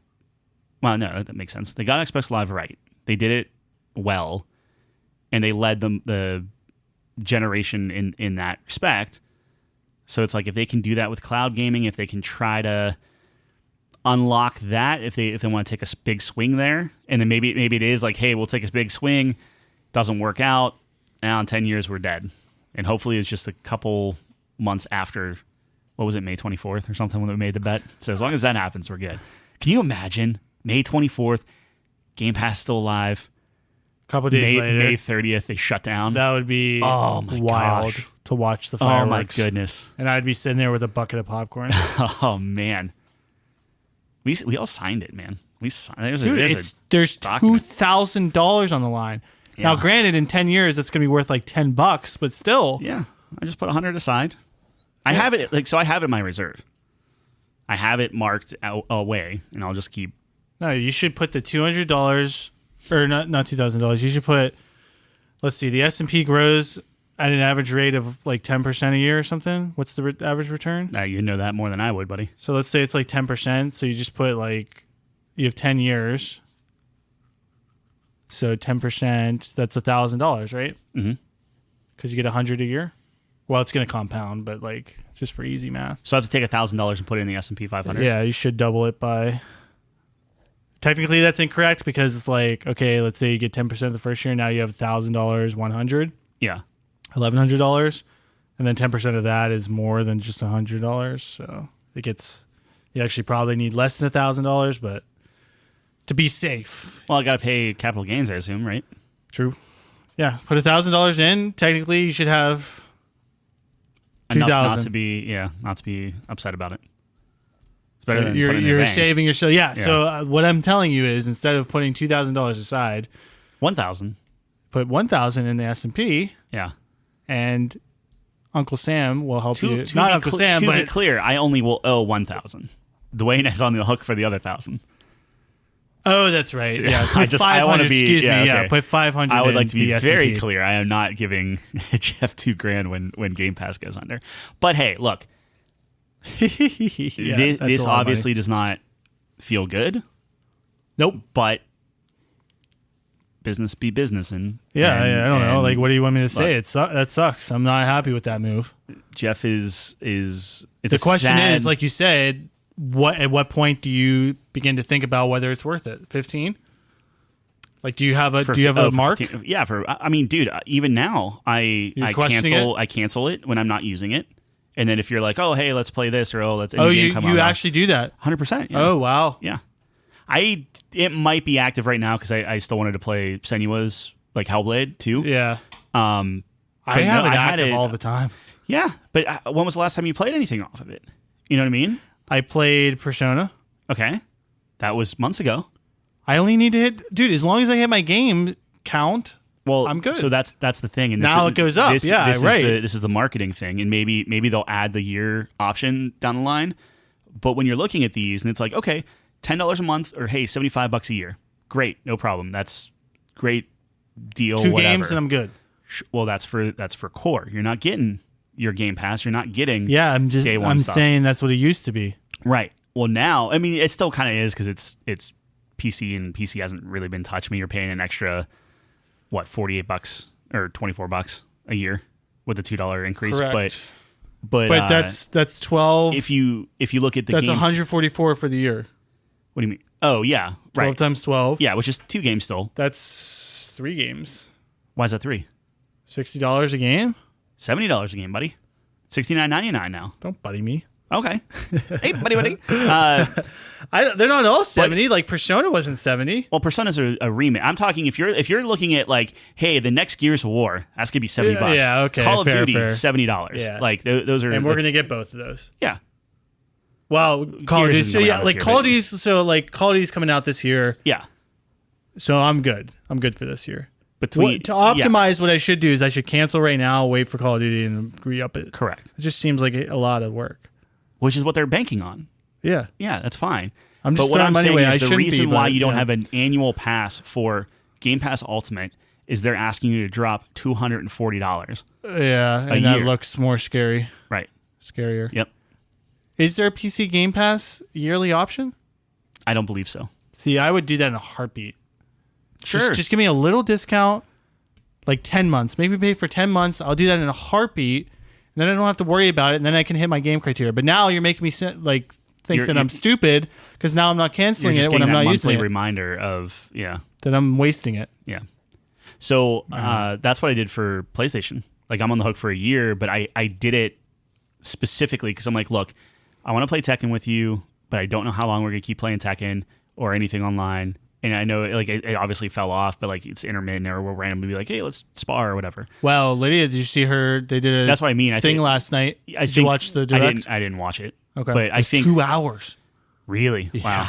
But that's exactly it, right? Like it's a long-term thing. Like Lydia's gonna come out, we're gonna get two more other guys, like 2 more people. Yeah. We'll go back to it. So in my mind, I'm like, look, charge me for the year, and then the money's gone, it's out of my account, I don't have to worry about it. I'm in for a year. That's how I'm hate reoccurring charges. Absolutely. But if I can pay long term, I'd rather do that. Yeah. If they have a lifetime option, I almost always do that. Yep. Yeah, I don't know. It's a psychological thing. Well, you're also saving money because it's like you buy in bulk. Sometimes. I would say most of the time. I agree with you. I'm sorry. Most of the time. Yeah, I wish there was a yearly. Yeah, that's disappointing. I don't know. We'll see. I mean, yeah, like you said, they try to do this. They got. That's anything. It's like every company ever is like, okay, we'll move around and reconfigure, but they're doing it now and then. Well, it's alarming because it's like, okay, something's not working. It's still that's what I think, at least. Oh yeah, unless they're just trying to let's milk get more money. Yeah, I don't know. But here's the thing: Call of Duty is going to be on there, and even at $20, Call of Duty is still cheaper than $70 when you're paying the $20 for whatever, and like that's just right. So that's going to be. I think that's going to be the telling thing is like when they launch it, it's on Game Pass. Like, do they start counting numbers of like, oh, we got an extra 1 million subscribers or whatever? I mean, but like Jeff was saying, like, okay, they wanted 100 million, they're at 30, right? Like they're not getting the growth, so it's like the only other option is milk what you have. Yep. So we'll see. And then I think that again with a long game, I think some of the points that we made originally still stand in that. They still are offering first-party titles. Like, PlayStation is just not doing that at all. So you do have, like, yes, you have to pay for it, but you still have that option. You're paying more, but you still have that option. And then if they can somehow get their cloud gaming up to snuff, or if they start making good on some of the things that they were talking about a year plus ago, then maybe you start seeing like, okay, hey, maybe this is a thing. But people aren't there yet. I'm not there. I feel like I'm pretty tech forward. I have no desire to try to do any type of streaming or anything like that. I want to say, and Kyle would have to correct me on this, I think he messed with some streaming stuff when like, oh, I'm at work on a break. I'm going to, stream on my phone and play whatever from Xbox. I think he said it worked surprisingly okay. But again, how like you ain't playing Tekken that way. You ain't like that literally made me bring my PlayStation up and buy a copy of Tekken because I tried streaming it and it was so bad. So just stuff like that I think that until they nail that down, you're not going to see growth there or see a desire or see like that being a line point like, oh, I can stream. That's not a benefit. Like streaming, like, oh, you can stream or, oh, member discounts or whatever. None of that is like, that's fluff. Like that doesn't do anything. Like, oh, you get a free month of Discord Nitro. Cool. That's a one-time thing that I get 1 month and then you can never use that offer again. So it's just like, it's a little a little flat, I guess. A little disingenuous. There's no new benefits. It's just they're restructuring it, making it confusing, and milking their most loyal subscribers, and basically imprisoning the current people, because it's like, oh well, yeah, you can cancel, no problem, but you're not going to get day one passes if you resubscribe to this level. You're going to have to pay an extra $5. No one wants to pay that, so it's like, wild. Okay, well, either I just keep doing this, or I have to pay $5 in the future. They frame it as like, oh, we're grandfathering you in, like you're getting a deal. It's like, no, you're keeping them trapped. There were some other things too, where it's like you can't go, I think, more than 13 months stacked now, or something like that. So they're putting some things in place there. What do you mean? So you can't have more than like a 13-month, like you can't buy 10 years worth of Xbox Core. Oh, you know yeah, I mean? yeah, like yeah, get all those prepaid things and get like 10 years, and then just be like, oh, for the next 10 years, I'm stuck here. Yeah. It's like a 13-month that's all console rolling stuff. It doesn't really affect us that much. Well, that's the thing, is clearly they think that there's still some room to grow in the PC marketplace, or PC players are just going to be like, nah, we'll just pirate it. Like, I think PC is the market to target. But PC, like that's what Xbox does better than PlayStation, is that they have the PC corner. But they can't push it. Like, you can't charge for online play. You can't overcharge games because they'll just steal them. So it's just like, I mean, yeah, we're paying just because it's like, I would say probably ease of use. But if you had an option, if there was like some shady character that came by and was like, hey, you want to play that Gears of War? Just put this thumb drive in your computer and it'll be fine. And you know that it was fine. Who wouldn't do that, overpaying for $12 a month or something like that? You know what I mean? So it's like they can't be overly aggressive, or you're just gonna like. I don't know if I agree with that, but well, maybe. I just like supporting the game. Like I'll pay my share. Sure. Oh, me too. I mean, obviously, but I'm just saying, like the PC people. Like if you have a PC, you're on a certain level of like strata. Yeah, I mean, yeah, you're maybe of class and excellent, little uppity, little whatever, but yeah, it's tougher. It's more difficult. I feel like you can't push like console players. Like if you're on a console, you don't want to go into the PC realm, or you don't want to do that. Like you're stuck with what they give you. Yes. Like yeah, they could go PlayStation. PlayStation's not really offering anything. I just think different. My argument is more people are moving in the PC direction. I think maybe that's the natural evolution. But PC is broken all the time, man. That's where I think they can target. If they scrapped console, this was their last console, and they focused their efforts, like Microsoft Studios, on developing and optimizing for PC, and they were ahead of the curve of everyone else because that's their sole focus. Don't you think they would see significant impact from that? Like Sony's first parties are coming out after the fact, and the PC ports are notoriously bad. And you have a lot of gaming studios that optimize for consoles.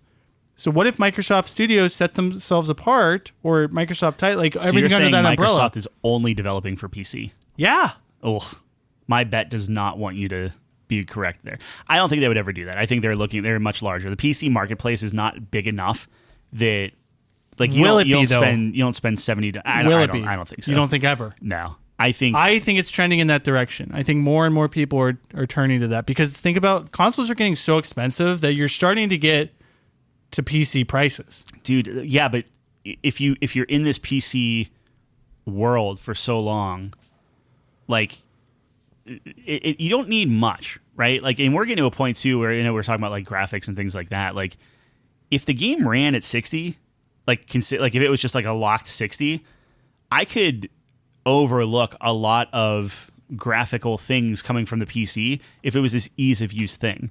Like sitting upstairs and turning on a PlayStation, being like, all right, I'm going to play Ghost of Tsushima, and it's just like, all right, you're just playing it, and this is what you get, and it's just like, okay, like cool. There is this level of kind of like freedom-ish, right? Like you can kind of do your thing. So if consoles get to the point where it's like, oh no, just buy the console, but you just plug a mouse and keyboard into it and the monitor, and like it's your PC, but it's a console PC. Nah, I don't. PCs are just better. You can go on the internet. You can do whatever you want. Absolutely. But they're only better if you put the time, the energy, and be willing to update your firmware and update your graphics card and make sure that you're optimizing for whatever, and hope that the people that are optimizing for consoles maybe gave something to PC. Oh, they didn't? Well, sucks to suck. It's like... That's what I'm saying. Like, if the specifically targeted PC, is there room for them to make it easier to use? I just don't think they make enough games to warrant it. Like, you're going to make what? They have so many games? studios under them. Sure, but they take 10 years to put out a game. Well, not all of them. Okay, well, yeah, but they start overlapping. I think there's going to be a surge of... I'm ignorant to the size of the markets, so maybe I'm just dumb. I'm probably dumb. And there's obviously more console players than PC players. My armchair analysis tells me I think more people are getting into PC. And see, I would say, I think you underestimate the probably. I probably do, because obviously their focus is not on that. So maybe you're probably right. In this point of a console generation's life, you start seeing people creep over to the PC world, because it's like, okay, well, don't you think that consoles are just getting more expensive and closer to being PCs though? Absolutely, that's my whole point. That's my point. What, okay, my point is, let's say we're on Gen 20 million, and a console costs the same amount or a little bit less than a computer. If I bought a computer, so I understand your ease of use argument, and that's totally fine. I just want to plug it in and play games. But if you're wow, I'm paying $2,000 for a console, and I can buy a computer, but then for the computer I can... Yeah, but you're not paying $2,000 for it. A console's $500. You're getting it for $499, right? So it's how much is a PlayStation 5? $499. Really? Yeah. I thought it was $599. No. Okay. And that's it keeps going up, though. I guess is my point. How many generations more until we can? But what I'm saying is, you can get a console for let's make it easy and say you have a console for $500. Yeah. Can you build a computer that's relatively the same spec? Not right now. You could. You think so? I think you could get a relatively same, kind of in the ballpark, for $500. Okay. Doesn't include your take all the monitor and everything away. Right. You're gonna get some crappy keyboard, some crappy mouse. We'll negate all of that, right? Or we'll give you... Well, to be fair, you have to have some sort of thing to play the Xbox on. Well, that's what I mean. That's why, yeah. So let's pretend you have a TV. Okay, cross those out. Sure. So those are all kind of negated, and you have a 500 machine to a 500 machine. Okay. Knowing that people optimize for a console. Yes. Why would you buy a computer?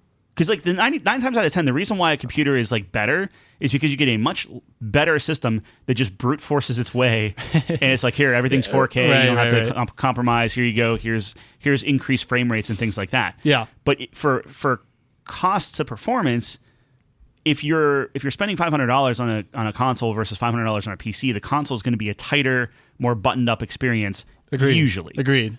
So at that point, it's okay, well, either you're dropping $2,000 and then you're in. That's the current state. Right. Yeah. So when do we get to a point in which, because consoles are not getting cheaper. But I think the big thing is so you think there's always going to be that? I think for as long as consoles are, there's going to be that disparity. What I think but what's going to kill consoles then? Streaming. So what I think will end up happening is you're gonna Microsoft starts putting all their servers out and all their cloud stuff, and which I think they have a much bigger lead. So than then Sony. You have to optimize for PC then. No, you would optimize streaming. You would optimize what are your you bit streaming rates. To? So what I think is going to end up happening is Microsoft is going to have these server farms where you have just 100,000 graphics cards churning whatever, or they build some sort of architecture to whatever the 10 years in the future, however graphics are. Sure.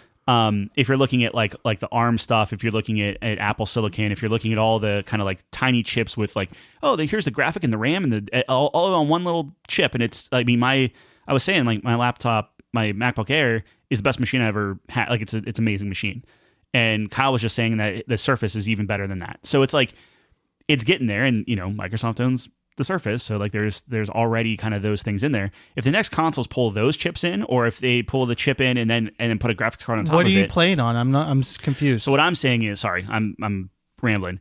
Microsoft already has, and this is where their cloud gaming comes in, where they already have a controller where it's like, oh, buy a Microsoft controller, plug it into your Fire Stick, stream your Game Pass games, have fun, right? So it's not downloading the game to your system, it's streaming it over the internet. Yeah. And you're playing it at top settings, peak, whatever.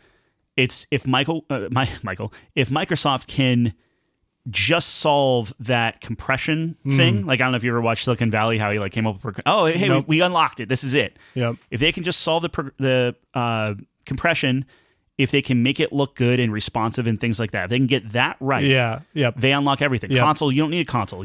Every TV is your console. I see what you're saying. I see what you're know. saying. Yeah. Okay, So that makes sense. That's what kills consoles. That's what kills consoles. That's what killed the iPod. Oh, we do it on our phone now. We don't need an iPod. Right. So if we can do it on our TV now, we don't need a console. Okay. That's what it is. All right, I get that. Hopefully that happens in 10 years, and then I get a little something from Jeffrey. But who knows? Like that's the what is the timing on that, and do they stay in the game long enough to see that? I think they do if they believe it, because Microsoft is like, they're the ones with the AI. They're the ones with, because like AI is going to add a lot to it, where it's like, okay, what if AI could compress it and do whatever? Who knows? It might be magical, whatever. I think that they're one of the few, like Amazon, Google, Microsoft, right, that have the server farms, that have the cloud. They have, like, Apple, I guess, technically could get in the game if they wanted to, but that's who are gonna, like, they're gonna own that space. Sony's either gonna have to catch up, and like Nintendo, like, I think those two are making great games, but the infrastructure behind it, I think my original argument of this is where the industry is going, or this is where just entertainment is going, where it's all just wireless and digital and things like that, which is Jeff really doesn't want. I think that's still valid. Yeah, Game Pass might be hiking their prices and everything because they see every other place hiking their prices, right? But I think that doesn't change my initial, I don't know, thesis on that. Yeah, that makes sense. All right, I'll shut up. I think that's a good. You're prepared. I don't know anything about this, so I sound like a dummy. No, I could be 100% wrong too, right? Like, they could be like, no, nah, your theory makes more sense than mine. I thought like computer is the perfect evolution, but probably not. No, I think computers the same thing. I think eventually computers are going to go away. Yeah. Eventually, it's going to be your phone is powerful enough to do anything you need. It's just you plug your phone into your monitor, desk, or there's like a little hub, and you do it, and that's your computer. Yep. And then eventually that'll go away, and that'll be, it's in your eye socket or whatever, like, sure. I don't like that. No, I think that's post our time, but yeah. Well, I don't know. I mean, if technology is exponential, it's ramping up. I should say it's post our time, meaning we wouldn't trust that we wouldn't go that way. Oh, yeah. I would never put. You something said you like would. That. I've after watching a lot of the AI stuff nowadays. Nah, I'm good. I'm out. All right. I'm officially old man. I have a child now. I can be a grumpy dad. Right. Yeah. All right. Well, I think that was a good little spiel. We need to get Jeff on, and we can kind of have a. Yeah, I wonder. He's probably upset at us again, but I don't Jeff, know. I tried to. And please still hold me. I don't want you to be afraid to put your hand on my shoulder. I like. Well, you're. I put my hand on your shoulder and you flinch. Yeah. So it's like, I think you're just flinchy. Yeah, I guess. That's actually true. I do flinch. Yeah. So anyways. Yeah. I'll try to be more positive.